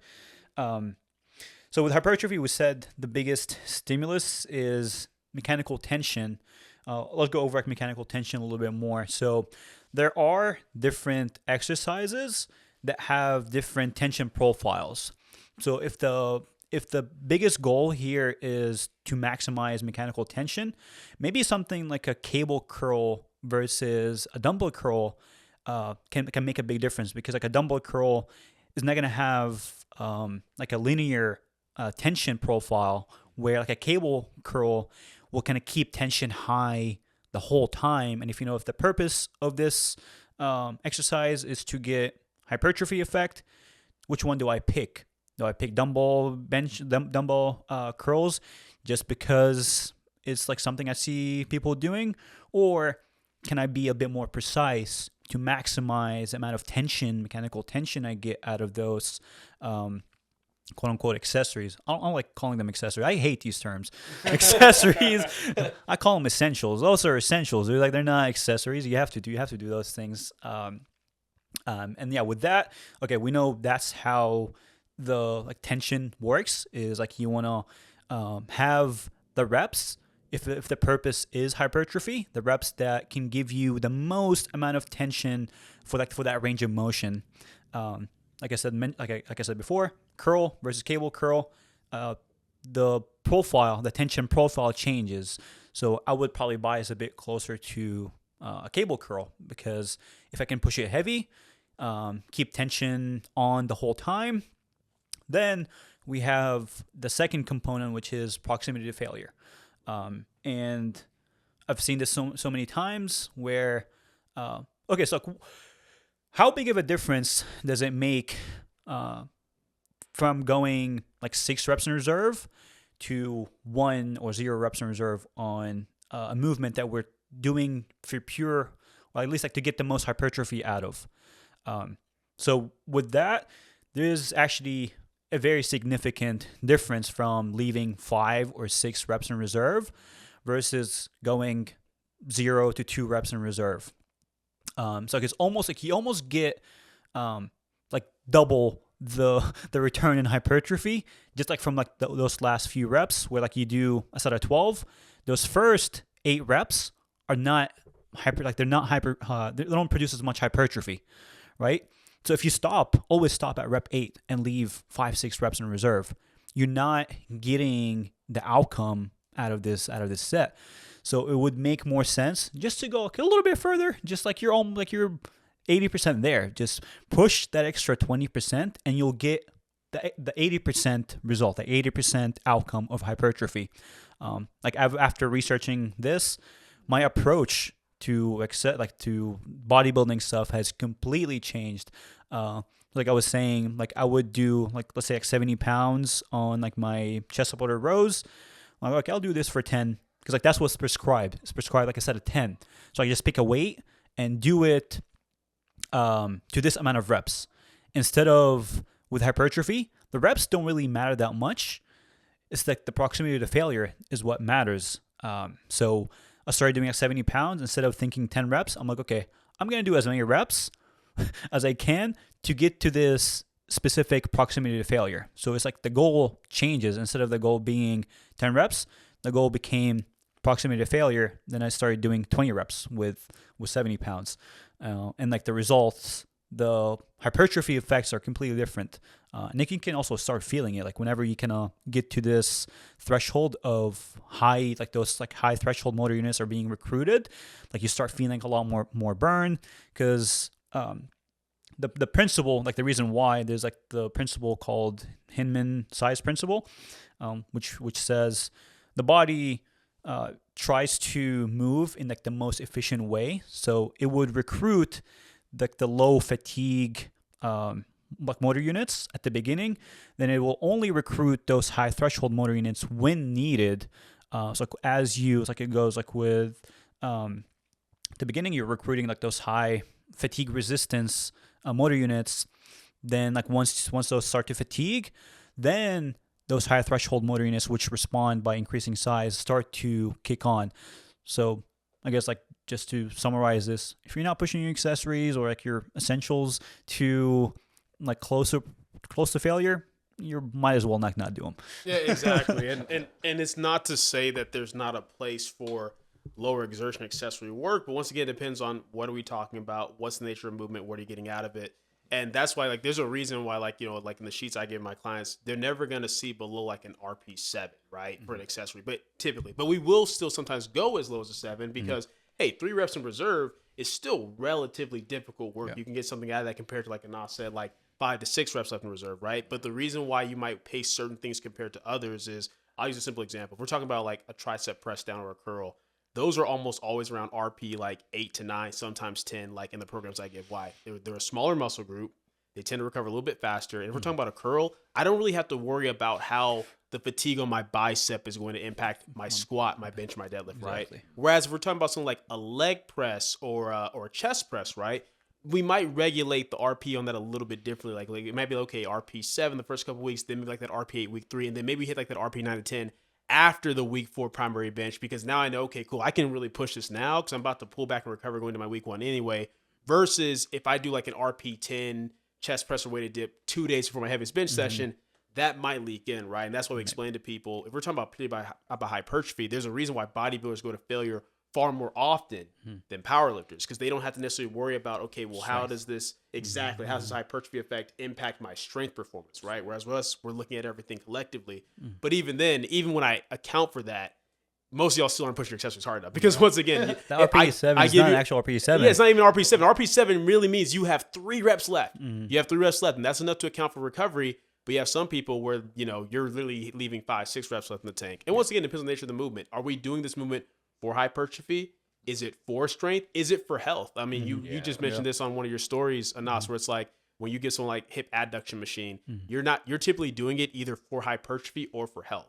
So it's like if you're giving it for hypertrophy, then yeah, you might need to push that a lot closer to failure. If you're doing it for health, you can probably hit an RP 5, 6, because just going through the range of motion is going to give you kind of like that dynamic range of motion that makes your body feel good. So knowing what the accessory is for and communicating that with your client and being clear with what the RP is and what you mean by that absolutely matters for sure. But and intention like plays a huge factor here. And like you said, also like the time, like is this person close to a meet? There's like this fatigue cost. Like, do I really need to like grow my legs? Like they're not gonna grow that much within like the last week of meet prep, right? Like why do I need to push it that heavy? So it's all about like in a fatigue management. Because like hypertrophy in its nature, it's like it takes longer. Yeah. It's like a longer process. So you can pull back a little bit when the priority is skill shifting. and strength. Yeah. Hypertrophy can take a back seat, but when things like you're in a different time of your training, then you can change that focus, and maybe like the strength can take a back seat as the hypertrophy is being pushed. Very practical example of that is I'll use the way I program my belt squats for myself sometimes. It's like if I'm further away from the meet, I'm typically have like, let's say I have like a 3x12. I typically will put on that heavier weight that I can manage, and I'm keeping it for all 3 sets of 12 because it's like I'm working on force production, yes, but also I'm trying to get closer to failure with this weight, right? Whereas when I get to a point where I'm like the final block going in, okay, maybe instead of doing 10 plates each side for like all 3 sets, I might do something like, okay, week 1, 6 plates, 7 plates, 8 plates. Then week 2, 7, 8, 9. Then week 3, 8, 9, 10. Because yeah, I want to get to that higher threshold loads for the force production, but I don't need all 3 sets to be at the 10 plates because at that point it's not worth the fatigue, cost, and recovery on my legs. I want to keep it in for the force production, but I'm not necessarily trying to maximize hypertrophy 1 to 2 weeks out. I'm trying to just kind of maintain what I've built. So that's even the way you approach things like that with ascending RPs versus straight set RPs can be different. There's a difference between, okay, 3x12 at RP like 6, 7, 8 versus 3x12 all sets at 8, right? So Yeah. And we'll go over the rate of dissipation because like there is like a general relationship between them, but obviously like, it's going to be different from person to person. Some people will dissipate strength a bit faster than skill and hold on to skill. There's like differences there, but there's like general like rates between them. Anything else to add about hypertrophy, David? Should we move on to skill? Oh, I mean, like Marcellus said, like hypertrophy takes longer, but strength and skill, they usually typically dissipate faster, but you can gain them faster too. Exactly. Yeah. So, periods where you're not close to me, it's where it's advantageous to really focus on like what you really want to focus on. You can always get the skill quicker, especially advanced athletes. I know advanced athletes are really tied to wanting their skill on all the time because skill is what kind of helps them feel like they're representing their strength correctly. But they're usually the bottleneck tends to be that hypertrophy eventually for a lot of us. So like just being able to let go of the fact that like, okay, I'm not as skillful, but I'm building something that I can definitely get the skill later and pick it back up pretty quickly because it's like I've been doing this forever. I know how to like pick it back up when I need to. Exactly. And that's what I was going to say. Like, even though most good programs, you have some type of hypertrophy work in the background at all times, you might get to a point where you need to really be lower in specificity and push hypertrophy work for a long period of time, 6 months, 8 months, a year, whatever it may be, so you can increase, like not be limited by what that bottleneck is. And the last thing I want to say about hypertrophy before we go to skill is oftentimes lower skill movements are great for hypertrophy. A simple example is like, if we're talking about like a weighted dip, there's a skill component to that, setting it up, stabilization, all that. And it's great for strength and hypertrophy, yes. But if I want someone to just purely, hey, I'm just trying to get your chest bigger, I'm putting you on a chest press. Yeah. It doesn't take very much skill. It's very hard to mess up. Even when we talk about curls, like dumbbell curls, there's a specific position you need to be in to get the most out of it for the bicep and not cheating it too much. Whereas if I put you like on an incline curl machine where you're strapped to the seat, like you can't mess it up. You can't mess it up. Yeah. it's hard to mess it up. But yeah, I think this covers it fairly well. We can move on to skill here. Okay, so for skill, I mean, like here we covered the stimulus for those things.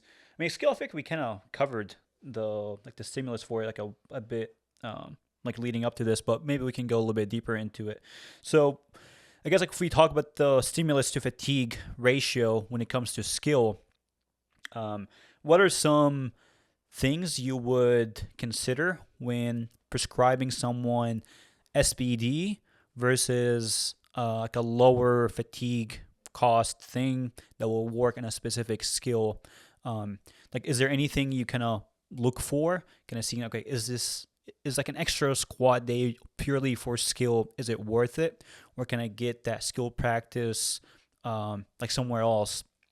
Is there anything else like we can look for? Because like I know like you were talking about in your video about like exposure timing, changing that to maybe match someone's like skill dissipation, so they're actually showing up on their heavy day with the skill maximized, versus going with a goblet squat. Is it enough? Is it or do I need to kind of go like a more systemic, or do I want to go a little bit more localized and focus on like specific skills? And I think fatigue is the biggest thing here, and like that's the dissipation rate David mentioned is a big thing here with skill specifically, because like skill is the least fatiguing option, but the dissipation is the fastest, and fastest is relative, like between lifts, between like different people. So like you can have to kind of look at, okay, well, a bench press for this lightweight female high arch bench, or maybe even like for like a heavier weight male, if like the skill they can't maintain it, you have to like there's no one size fits all. So maybe for like a heavier weight male, like the skill dissipates fairly quick, but they can't tolerate that much workload. Okay, I'll have like some skill practice, whatever kind of fills that gap, a bit closer to the indicator day. And like maybe like for someone else, like the threshold for skill practice is 90%. So is it like just because you're doing skill work doesn't mean you have to be doing 80% singles. Yeah. So David, go ahead. I think do you have anything to mention with skill, like from like bench perspective or centralized versus global skill, and like how to I guess like manage someone's skill going into an indicator day? I mean, you really want to be ready, and that's all skill actually is. Like if you want something to be like, for example, like bench press, you have like a really wide, big arch bench press, you're gonna have like a pretty strong need to keep your arch high. You're gonna really have a really strong need for your pressing muscles, not necessarily to be like, I mean, full is really just the like the way I would put it. Like when you show up on that day, you want to not feel flat. So there's like a culmination effect. But skill is like, it could be anything from needing a heavy, tempo single. Like I even have some people where we have 3 singles a week, for example, because it and they don't all have to be the same load, but they're just all simply working on that skill. Like same thing, like if you have a really skillful deadlift, and skill from a deadlift standpoint usually has a mobility aspect. Some people wedging in super far, things like that. What'll happen is you might even find them deadlifting decently heavy both days, but you might have one pause single coupled by a lot of non-specific work on one secondary day, whereas you'll have a lot more specific work on the primary day. So there's almost like I need this practice to show up on that day. That's kind of where the skill comes to play. And one of the biggest things about skill as well is all skill actually means is like there's gonna be, like, say it's hard off the floor. Person that's skillful, that part off the floor is just simply that much harder. Like it's just that much harder to find and to have. So therefore there needs to be more exposure to that area or to that, sticking like or high, intensity portion, but in a manner that's like, okay, I have to apply it a certain way. It's not just a strength thing anymore where it's like, okay, I'm just not simply strong enough. It's like the skill is the practice of getting in there. And that's why it's so subjective, is because it's like, well, why don't I just get my back stronger? That's a great way to approach it. But, there are a lot of people that are, pretty objectively strong, but then the skill ends up catching them eventually, because you can be really strong, but if you're not skillful at that point, it's just always, for example, never going to leave the ground, or it's never going to come off your chest. You can do a ton of reps with 70 to 80%, all of a sudden 85% shows itself, and then there's a huge velocity decrease, or there's a huge like sticking point that occurs. And the biggest thing here too, I guess we can talk about some misconceptions about skill. If the purpose is to maximize skill, does that mean lower frequency or higher frequency? Because people kind of get scared of, oh, I'm doing higher frequency stuff, it means I'm gonna freaking die. Like, the fatigue cost is gonna be so high. But no, like you can do a high frequency program, like a high frequency split, and have like manage the fatigue costs just to kind of get that skill practice where Shout out Agata. yeah, exactly, yeah, Literally. exactly. Because like she also like it's good to kind of see those kind of things because people have like less fear of those I guess like uncharted territory because people see that it's like, oh, there's no way that can work, like it doesn't work for anyone. It's like, no, if the skill is a big component of it, and guess what, when the skill starts to improve, the fatigue cost starts to drop actually because you start managing things a lot better. You're not moving.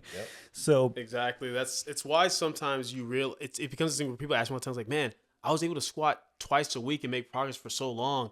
Why is it now that I need a third day? You got more skill. You so you can handle work a little bit more efficiently. And I think that, like, to answer your original question, Anas, about like, oh, what tips do we have with that? My rule of thumb is when it comes to skill, I want to make the change with the least impact on fatigue. Like the lowest fatigue cost that will give us the stimulus that we need to kind of get the person set up.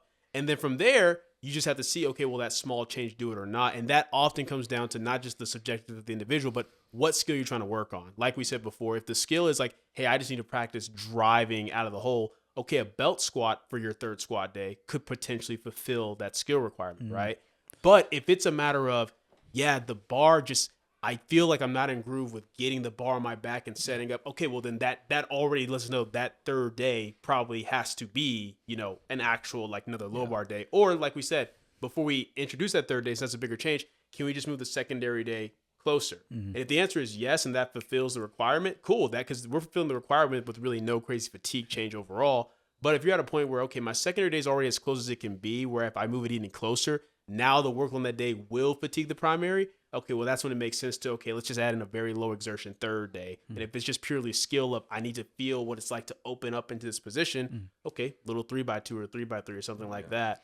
And sometimes what people get scared of is when they realize that, okay, in order to fulfill the skill requirement, maybe I do need to do a bigger change than expected. But the thing is, it kind of is, it's self-dictated. If you are at the point where you know these small changes won't work and you need that bigger change, don't be afraid of it, because there's a reason you need that bigger change. Like if I use Sean Noriega, for example, we now have him sumo deadlifting 3 times a week. And it's because he can recover. And it's not snapping up. Yeah. I mean, Well, once again, misconceptions there, right? Like a squat is objectively more fatiguing for Sean than a deadlift. Like look at how he's built and look how he squats, look how he deadlifts. He's just standing with the weight basically, right? But for us, what we realized is like both when he worked with me, when he worked with Steve, when he worked with Joey, is he would make these small changes, whether it be to volume, intensity, whatever it may be, get a temporary boost, but it never would stick or stay consistent the way his squat and his bench have since we've been working together. So essentially what I look at is like, okay, we are already maximizing the volume we can do right now on these 2 days. So it can't be a volume thing. We're maximizing what we can do for excess without having it leak into other stuff. It can't be that. We're maximizing the intensity. It can't be that. It's purely, you just need to do this more. So, okay, we're going to put your secondary day earlier in the week. We're going to put your third day where the secondary day used to be, give you like a nice practice single so you can practice your hook, practice getting in position, then 2 back down sets of 6 to just get some light volume work in there. And his deadlifts never felt better or been more consistent. And it's like you go through, and that's where the assessment matters. You go through what the need is. You evaluate what tools you have. None of these current tools work, so we need the new tool. Maybe we've never done it before, but it's kind of self-indicated. So, and it's been working great. And like the assessment process will tell you what's missing. Then like from that point, it's like, okay, what are the reps that will fulfill this need? And like, where do I place them? So it always goes back to what quality am I trying to fulfill here? What are like the least fatiguing option, preferably at the beginning, to kind of see like if that actually creates some change. But then then you just gonna go back and test and retest. See, okay, did this work? Yes, cool, we'll keep it. At least we know which direction we have to go in. Because like if you don't know which direction you have to go in, and you keep going in like the opposite direction, you'll never reach like that point. Which again, the assessment process, that's a whole podcast on its own. We're not gonna we can't really spend too much time talking about the assessment. I watched my video on how to adjust programming on Powerlifting Now. Subtle plug. Exactly. Yeah, I mean No, that's actually covers like the assessment process, because like that's like a crucial thing. So yeah, I think from there, okay, one thing I had in mind. like we're talking about like specific skills versus global skills. Okay, for this person you're talking about who just like has trouble like setting under the bar, they need more exposure with setting under the bar. What about something that's unconventional, just like doing like a walkout, like a heavy walkout, just to kind of get that specific skill practice? Is it something that like, oh, like we shouldn't do that? It's like more like conjugate type of stuff, or does it have an application? I think like if there's like specific skills within the squat, bench, or deadlift that you're missing, you can do specific skill practice that will get you like that one outcome. It doesn't have to be global all the time. Yeah. We can do something a bit more specific. Yes, it doesn't sound like, oh, like why would you do a walkout? It's like, okay, because this person needs to get under the bar a little bit more. Maybe it has like some mobility effect. I'll chug a C4 later. But maybe it has something like that. But it kind of keeps this mobility / plus skill. And it doesn't, it's like the least fatiguing option because like you're not really going through the squat. If like the only thing you're trying to get out of this is, it's very, I don't think it's very common, but it just kind of gives like a framework of like what's like the specific skill and what's like the least fatiguing option. That's when you kind of see things like we've been talking about like the goblet squats. Just like, okay, you can do a goblet squat. For me, like it works really well because my extension is like a big thing I need to work on, and like practicing this like pelvic control in a movement that's way less fatiguing like makes more sense. And can I do it 6 times a week to get that skill practice? Yes, because I can afford it. Rather than like try to get that exposure, I can only squat 3 times a week, and like those are my only chances to work on this one skill. Where like that one specific skill, you can isolate it. And like if you want like the best chances to be able to address it, you can address it globally. You can address it local. Like you can also address it in a local manner. Yeah. You can get, okay, I want to get my shelf better. You can do stuff that only work on this one thing. Then you use those SBD, I guess like exposures to check if things are improving or not. Things are actually working. Exactly. And that's why people have to get away from, and I get it, because like we see certain tools that are used so often within certain systems, and maybe those systems aren't great, but then we start to discount all the tools within that system, and you can't do that. It's like if we think about conjugate, right? People always like, crap on it, act like it's a meme and stuff like that. But there's some things that's some good stuff we can get from it. Like board press, for example, like that's something that I've used to even just rehab clients where, okay, we need relative volume and intensity, but going all the way to the chest hurts right now.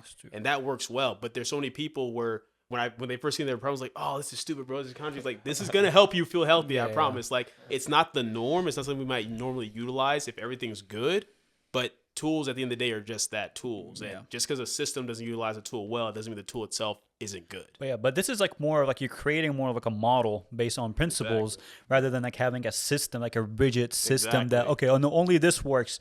And like I was talking about like the algorithm of coaching is like, oh, system, if this, then that. It's like if you only operate of like on like the if then, like you're just like an Excel sheet at that point. Yeah, like you're not a coach. There's no critical thinking. It's very lazy, and it's flashy and it looks cool, but you won't last that way.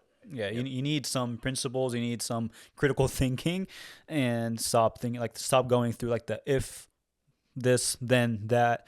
Like it's not gonna help. 'Cause like that's why like whenever someone like would ask me about, oh, should I try this new strategy? I was like, but why? Like why because like I know you guys release tools and people was like, oh, it's a new thing, I gotta do it. I was like, that's what's funny about it too. But like I love this, like you guys, we post little like trailer clips of like on Instagram, and mind you, it's like maybe 60-second of a 40-minute video, and people are like, oh, well, this doesn't work for all. It's like, bro, go watch the whole thing and look at the context. like I'm not telling everybody like the one I just released, but like, oh, when and why you should deadlift before you squat. I make it so clear that, hey, most people don't need to do this, but if you're in these specific circumstances, this might work great for you. Yeah. It's like, but that's the thing. People don't want to go through the effort of understanding how these things work. Okay. We have like a few things to cover, so we'll try to go through them real quick and give some real life examples to wrap this up. Okay. So for some considerations when it comes to those outcomes and the stimulus that actually drives them, inherently with something like a hypertrophy focused set is going to have like different fatigue costs, different considerations, different dissipation period, different dissipation rate than the other two, right? So I guess we'll go over like the general considerations there. So for strength, we said force production is the biggest thing here. So I think with strength, it's in between the skill and hypertrophy from like a dissipation period, accumulation period. And it's just like, okay, it accumulates faster than hypertrophy, but it doesn't dissipate as fast as skill. Where with hypertrophy, it takes longer. Like it takes longer to accumulate it, but it also like you hold on to it for longer. way longer. And the fatigue cost for hypertrophy, if you look at it from like a centralized standpoint, it is more fatiguing than strength and hypertrophy work because you have to get super close to failure. You have to recruit all these motor units, which means, okay, those have to recover too. Like there's like more recovery budget needed. But the thing, like the way people manage that is by going more centralized approach, which again, it can be used in a strength or skill focus, but it's more important for hypertrophy because the fatigue cost to get that specific stimulus is so much higher. Yeah. And it's kind of fitting to me. It's almost like the thing that takes the most work, you get to hold on to for the longest period of time. Yeah. I mean, it's funny when you think about this. Like, it takes 2 weeks of doing absolutely nothing for atrophy to even begin to occur. If you go a few days without squatting, you lose that skill just like that. Gone. Yeah. So like that's, I mean, like it's interesting how obviously like this is by design. So like you kind of think, okay, well, this actually makes a lot of sense if the stimulus needs to be that high and it doesn't last that long, like we won't be able to accumulate those qualities. Which again, I mean, if you don't believe in God, that's probably a sign because this is all by design. They're like, I'm gonna make you work harder for what lasts longer. That's the big G up there, man. That's all I'm saying. That's exactly It's not by chance. It's not a Big Bang, brother. but yeah, I guess other considerations are, we said like the fatigue cost. And with technique, so with hypertrophy, I guess like with strength, it's a little bit, it's okay if you see some deviation in like technique or like the breakdown, like there's like some breakdown in the reps because like the goal here is not skill, it's not specific movement patterns, it's about force production. So if you, like that's when people can also think, oh, well, you have to move perfectly all the time. But if the purpose is strength and the fatigue cost is worth it, then it's okay to see some type of deviation in movement. Where with skill, it's not. It's the opposite. The goal there is not force production. The goal there is the quality of movement. So if you're doing your primer singles and like they look like trash, but you're going heavy, now we mentioned it, you're not getting the intended stimulus there. Yeah. And with hypertrophy, I think we covered it. I mean, we said systemic hypertrophy from SBD, absolutely trash. Don't do it. Don't try to get your hypertrophy from SBD, please. No, my 1x1, 3x8. And when we say that, you'll get a baseline of hypertrophy just from doing the movements. But if you know, okay, I need additional hypertrophy on my triceps, go do a tricep press down. like go chest press or something like that. Don't think like, okay, I need more tricep hypertrophy. I'm just gonna do way more bench. It's not worth the cost. Yeah. And yeah, I think like this kind of covers like most of the considerations there, like the dissipation period. Skill dissipates the fastest, strength dissipates the second fastest, then hypertrophy is the slowest. And like the fatigue cost, skill can be the least fatiguing, strength can be the second highest fatiguing, and hypertrophy centralized. If you look at like a specific muscle recovery budget, it's more taxing to that specific area, so it's the most fatiguing from like a muscular specific muscles, like how much they can use that recovery budget there. And with that, just because like of those things, you see the frequencies change based on the dissipation period and the fatigue cost. If something is super fatiguing and it holds on longer, do you need to do it 5 times a week? No, you can do it probably a couple times a week, push it closer to, like with hypertrophy, push it closer to that proximity to failure so you can actually get the most out of it and it will hold on. Where with skill, very dependent on the person, how, because like people dissipate skill at different rates. But generally, if you want to maintain this skill, you probably want to do it a little bit more often. And the last thing is like strength is in between. You can build strength like relatively faster, because like I can notice like my legs strength go up just from like a couple of days of belt squatting. It's not as immediate as skill, because you can learn a new skill within the session, within a set. You can learn a new skill and like reorient yourself and create skill adaptations within like seconds. But strength, you have to kind of wait. Hypertrophy, you have to wait even longer. But yeah, I think like those are like the main considerations there. Also, okay, one last thing with skill. There's difference, like there's like a load to skill relationship. There are things that you can only gain the skill of when you go heavier. Things like for Ashton, like managing the bar whip with 800 pounds. Can you practice it with 300 pounds? You can't. You have to. There are some things that you need to hit that threshold to actually practice that skill. And there are things that you can practice those things. Like I said, like for me, pelvic control, I can practice it like on the floor doing some pelvic tilts or whatever. Yeah. But yeah, like one can be like more fatiguing, but with the more fatiguing thing also, like that skill probably retention is like a little bit better. Like Exactly. Yeah. Exactly. And that's where like, it's kind of like when you're deciding, okay, what rep profile to use, what load to use, it's like, okay, what satisfies the needs for all three of these things, right? Like when Ashton does his squats, especially against low bar, we're not even so much worried about hypertrophy at that point. Ashton gets his hypertrophy work from his high bar squat and then from a lot of accessories, because his low bar squat volume is very low, so just one set. So what we're looking at is, okay, what's going to give us the best position for skill and the best position for strength, right? And once again, if Ashton wants to squat in the mid 800s, yeah, we could squat just 800 flat on week 3, but the problem with that is even though we're working on the skill and we are working on the strength, the fatigue cost isn't worth it, because then it kind of shoots in the foot for what the mid 800s. Whereas if we hit like the mid 700s, okay, does the bar kind of have a similar whip to 800? Yes, so the skill there is fulfilled.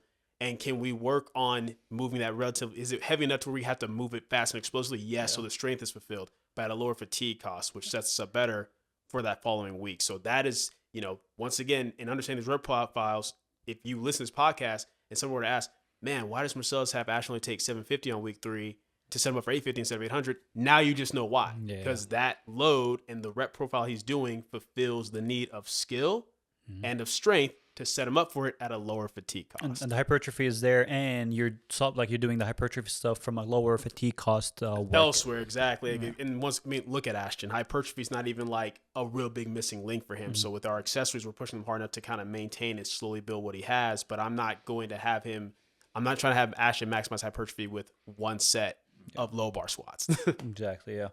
And yeah, so with that is we go into like one thing. I guess like whenever I got started with powerlifting and kind of looking into the more content, like the SRA curve was mentioned all over the place, like SRA curve, but like the way it's introduced, like the way people kind of talk about it, it's like they make it sound very like simple, like they kind of simplify it so much, like, oh, stress, recovery, adaptation. But what is the stress? The stress here is like a rep with X amount of load.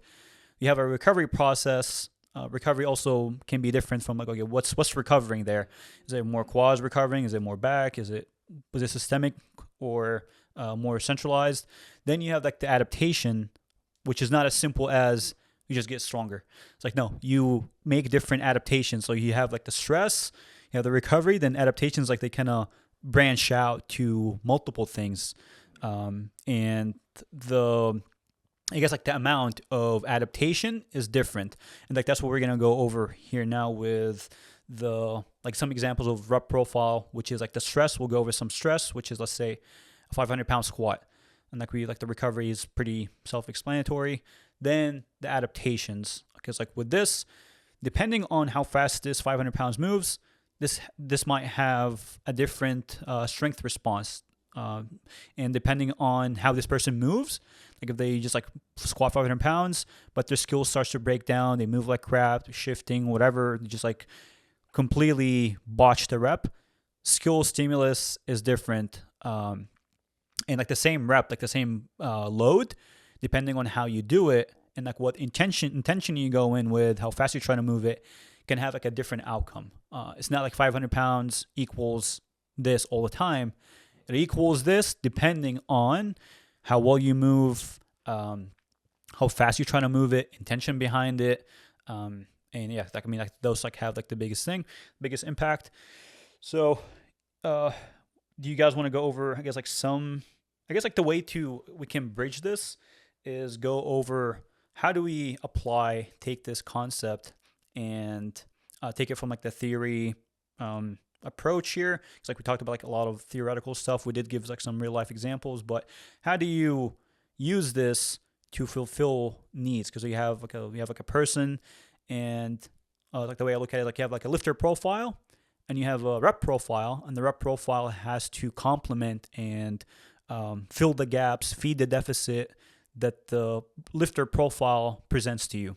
If you have like a lifter who lacks a lot of muscle mass, their existing muscle is producing as much force as it can. The skill is high. What does that tell you, and how does that change like the programming? Do you need to do SBD stuff everything, or do you have to bias like a different protocol? And also depending on like, if this person is advanced, muscle mass is probably there, and like the other two, like one or two might need like a little bit more stimulus. So like how we manage this budget there depends on the lifter profile. Then what reps produce these outcomes that will I guess like fill the gap within this profile.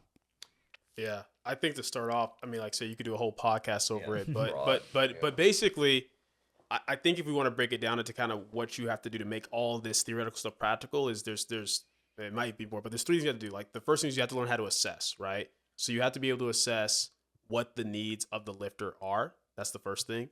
The second one is you have to know what tools you have to fulfill that need, right? And like what each tool does. But then the third thing is you need to know what response to look for after you've given that tool.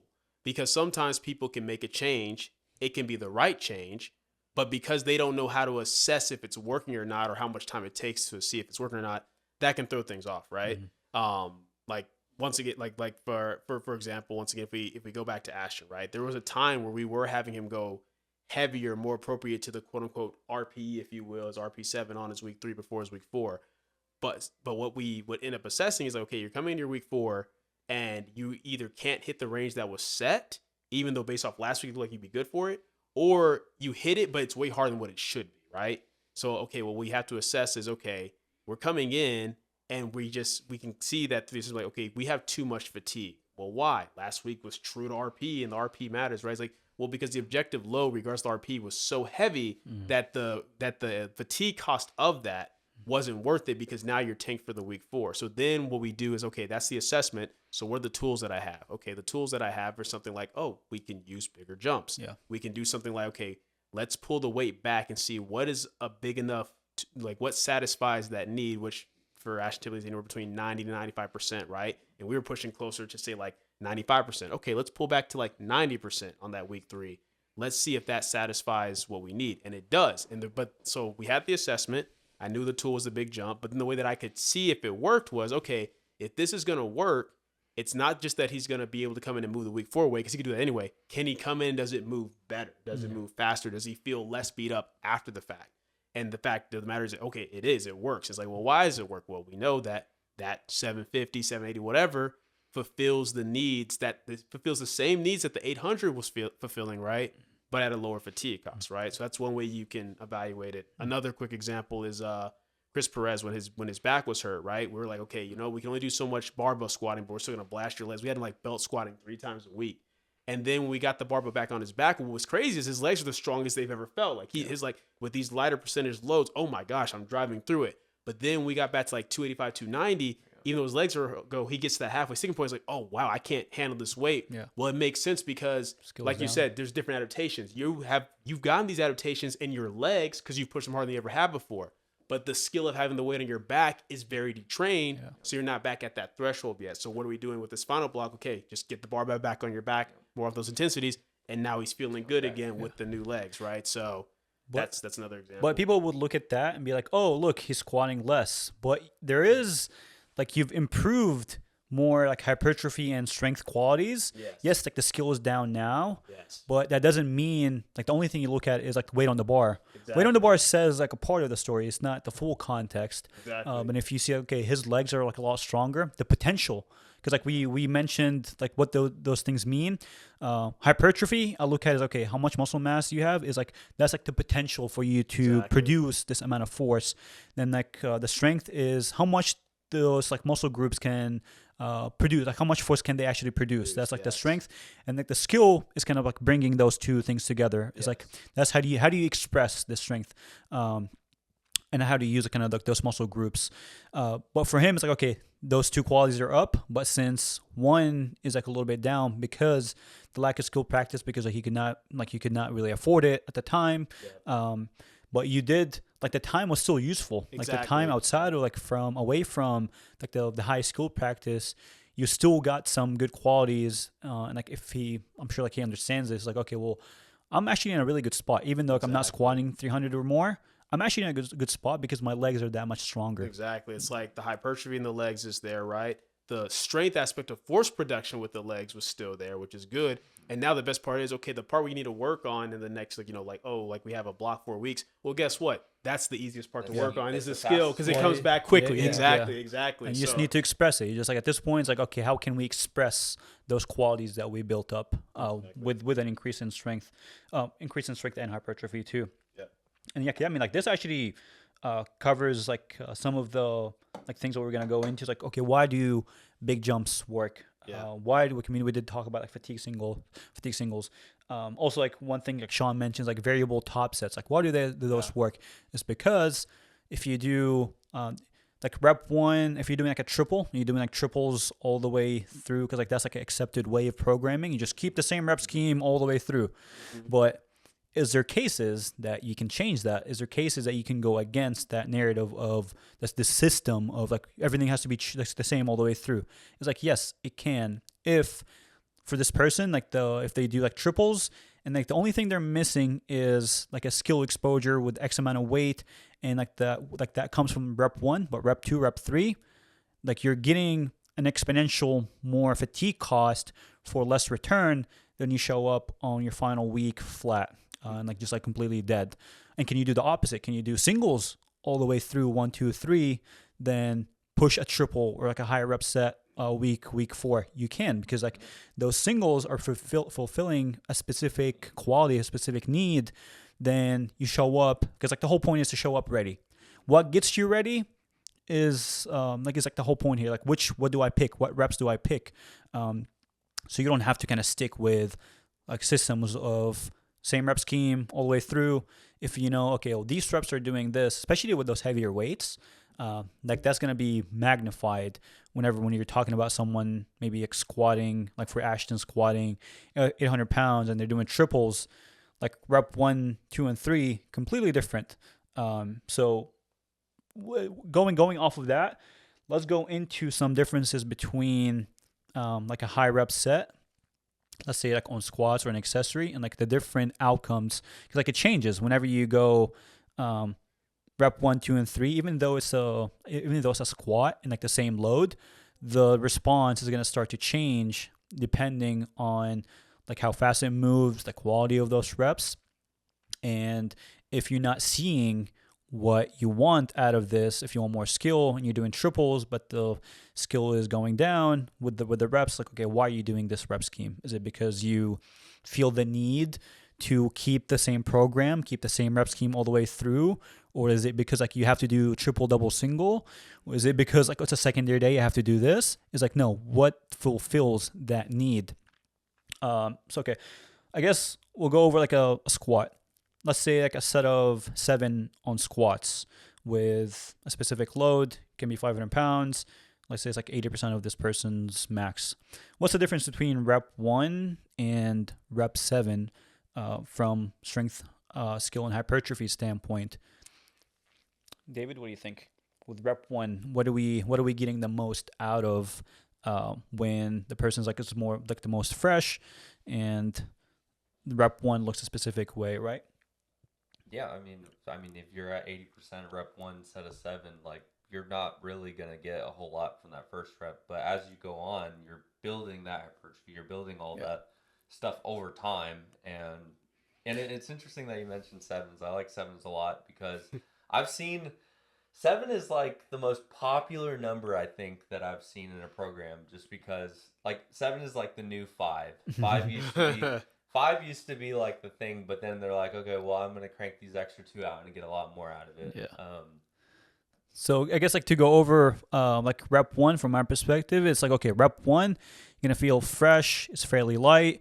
Like, Yeah, you're gonna move it yeah, a lot faster than like that last rep, Yeah. which means force production is high. Yeah. And like whenever like you go wrong with strength training when you're moving lighter weights slow. Exactly. Yeah, exactly. Exactly. And that's kind of how it works on the spectrum, right? Like David said, it's like, okay, for a set of seven, right, with 80%, the deeper you get into that set, the more you might get from a hypertrophy effect. Mhm. But the earlier in the set, you're probably gonna get more from a strength perspective Exactly. and even like a skill perspective because the position is gonna stay better those earlier reps. Mhm. You're gonna move the weight faster, right?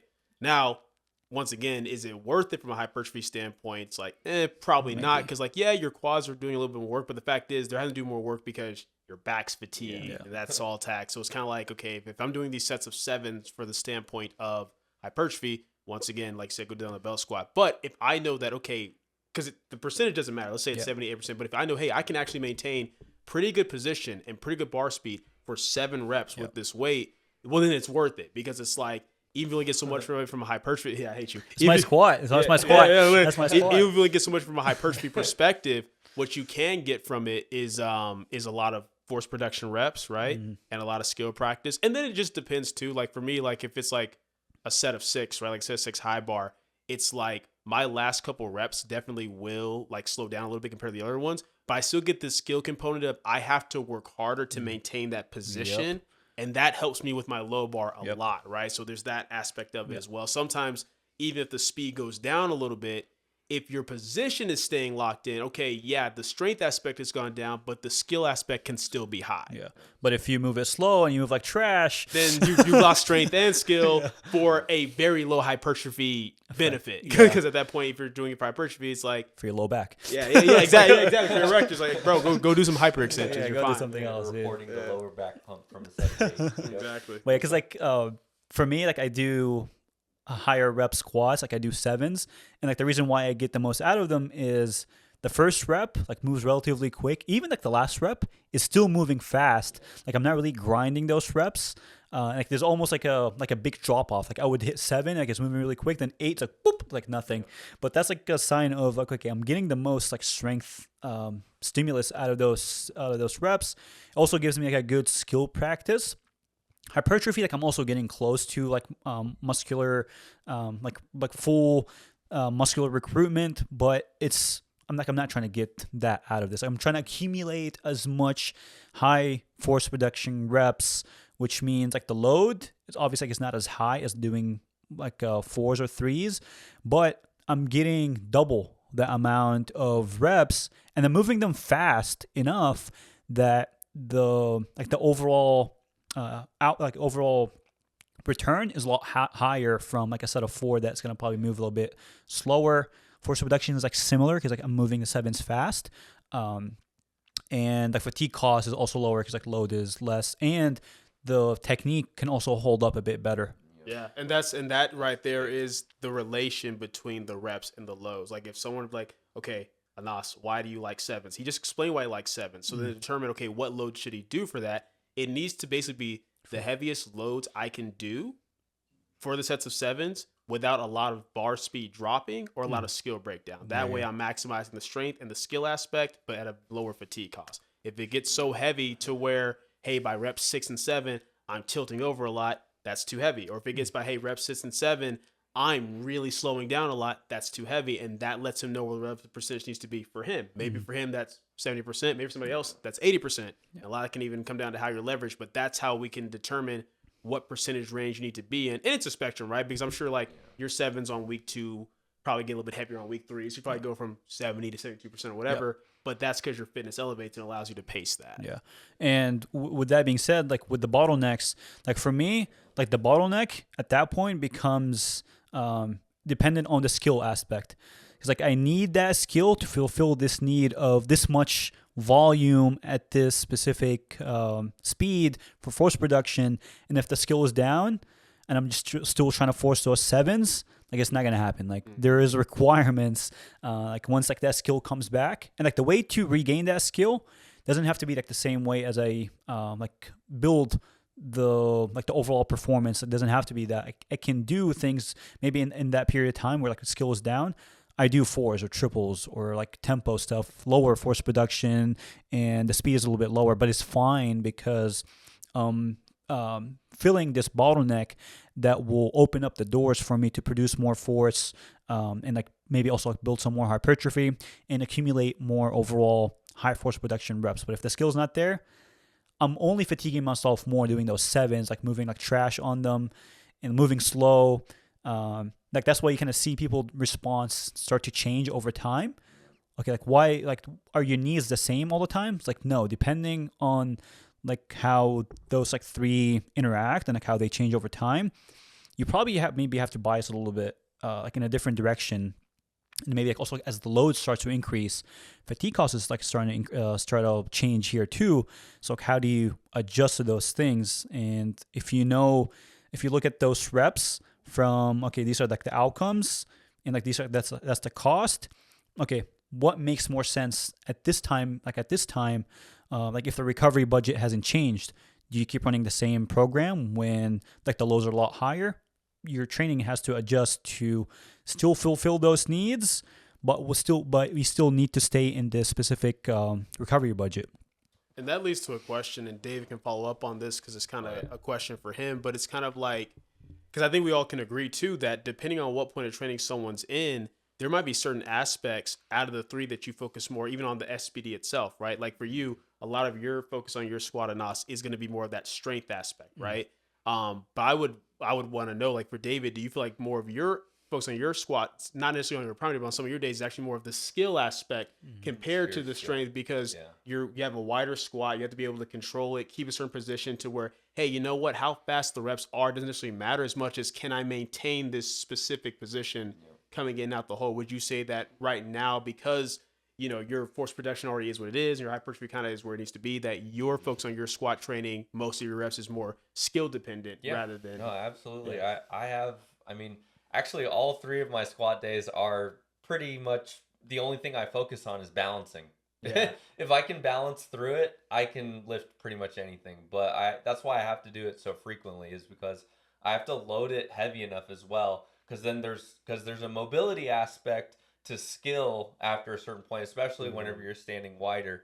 I mean, I can go into my deadlift as well. It's the similar issue where there is like an intensity point, like an intensity threshold, where it's like I can work in this percentage range, and then once it gets heavy enough, I just all of a sudden can't balance it as well, but enough to a point where I can't. If I stay at that percentage, I can't like actually build up any work. So I end up in a weird situation where I need the skill, but then I also need all the reps and all the movement to actually keep me mobile enough to actually handle that position. And like your also programming is a bit different because your exposures are a little bit closer. Like you don't squat secondary day or like whatever, like the building days are so far away from your indicator day. It's like because of these demands, like okay, skill is a big component here. So the timing has to be right. Like you have to maybe be a little bit closer so the skill doesn't dissipate by the time you get to like your heavy day. Yeah, it's interesting too because I was talking to Chris when I was in Florida, and his thing is similar where he has like that build up day earlier in the week, and then he has those 2 squat days so close together, and I was like, man, me and you are pretty much the same because I need like a big set here to then have the skill to do something even bigger one more time. I think you commented. I think you both commented on that actually, like when we were going to SBD Riley, and everyone was like, bro, it's Thursday. Chris competes on Saturday. He just hit this huge PR set of 5. It's like because that's what he needs. That is the skill and the stimulus that is needed. to go into it. But yeah, I was just curious. I thought that was important to note too, because I think sometimes people might think like, okay, in all aspects, like with the squat, the focus will always be like, strength, and like with if it's more about hypertrophy, then we do an accessory roll. But it's like it can depend. Like for example, like someone who is leveraged, like say like Russell or even Gavin, they could make an argument that, hey, I can use my squat to target a certain hypertrophy effect because I'm not taxing my back out the way that someone who gets really tilted over is, right? For Anas, it's like with the way he squats, it's like, hey, I'm focusing more on the strength aspect. For Dave, it's a skill. You might be like me, where it's kind of a spectrum, where some of my days are more focused on, strength, some are more focused on like skill. But in general, for me, there's always a large skill component to the squatting itself, because I don't ever really so much freak out over how fast something is. It's do I have the skill to maintain the position? Because if I can maintain the position, I can keep going, and that's kind of what has a benefit for me. And it's important to mention that even if the outcome, like the specific quality that you're working on is the same as someone else's, doesn't mean that the strategies that you have to use are the same. Exactly. Because like for David, he probably needs higher intensity threshold to stimulate that skill. Maybe for Marcellus, it's it's a little bit lower. So it doesn't. That's when like different rep profiles come in play, because just because like a strength, it's just because like it's a skill driven thing, doesn't mean the protocol has to be higher intensity or low intensity. It just depends on, okay, what does this rep with this intensity give you from like a skill perspective, and does it fulfill like that need? For Marcellus, doing like 70% might fulfill it. For David, doing 85% might fulfill it. Pretty heavy. Yeah. And I mean, like that actually covers like all of the things. I kind of think that connects most of the dots there.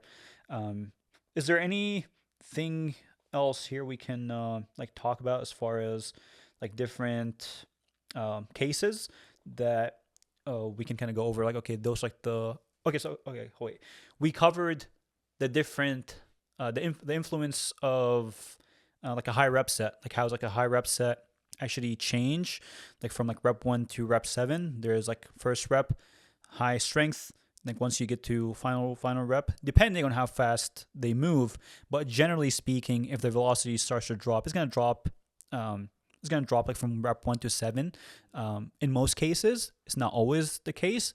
If you move slow on rep 1 but move faster on rep 7, that might be different. Like the rep 7 might be higher strength stimulus, but it's just like generally speaking, that's what you see. Sounds like you got a movement issue. Yeah, well, yeah, like you start getting into better movement.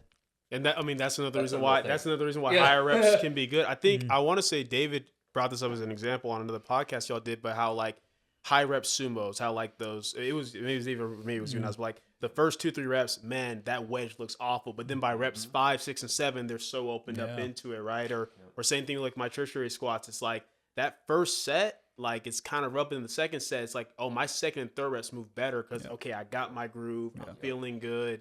And that can play a role too, where sometimes the higher rep sets can be for that. We're trying to force you to get that better positioning, and if the weight's light enough, you can do that. Then like the first rep and 2, those are probably like not doing much from like strength or skill perspective. Then like rep 3, 4, 5, 6, 7, you start getting like moving faster, skill looks better. Then like those are like where like the juice is.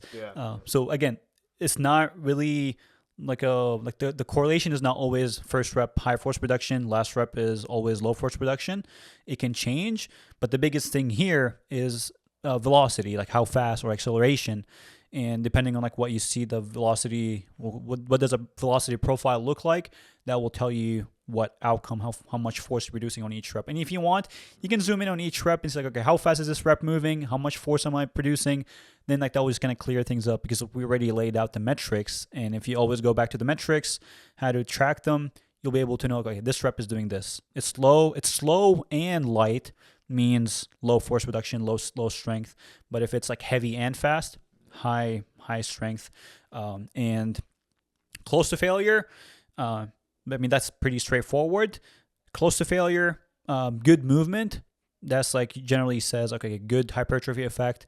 But with hypertrophy, I feel like it's never going to be the opposite, where the first 2 reps are going to be high hypertrophy producing versus like the last few reps are high hypertrophy producing. So that one's like a little bit more rigid, because like the later reps are going to be clearly. Yeah. Yeah.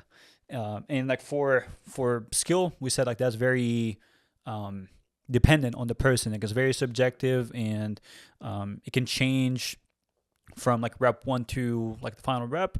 And like generally, like when like the fatigue is lower, like the within the set too. Like it doesn't have to be like overall fatigue going to the session. Within the set, the fatigue, as the fatigue gets higher, like the skill demands also go up with it, which is might not be a bad thing. You actually might need that to challenge those positions and get better at them. Or if it starts to kind of get worse and like the movement starts to get like completely out of like you get out of position, then you're not getting that effect. Then with I guess like with different exercises,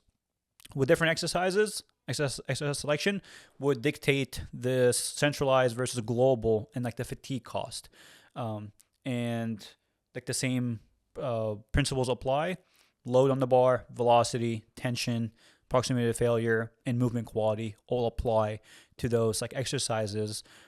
It's just like a matter of how much skill am I challenging, how much force am I producing, how much tension and muscle motor unit recruitment am I actually working here.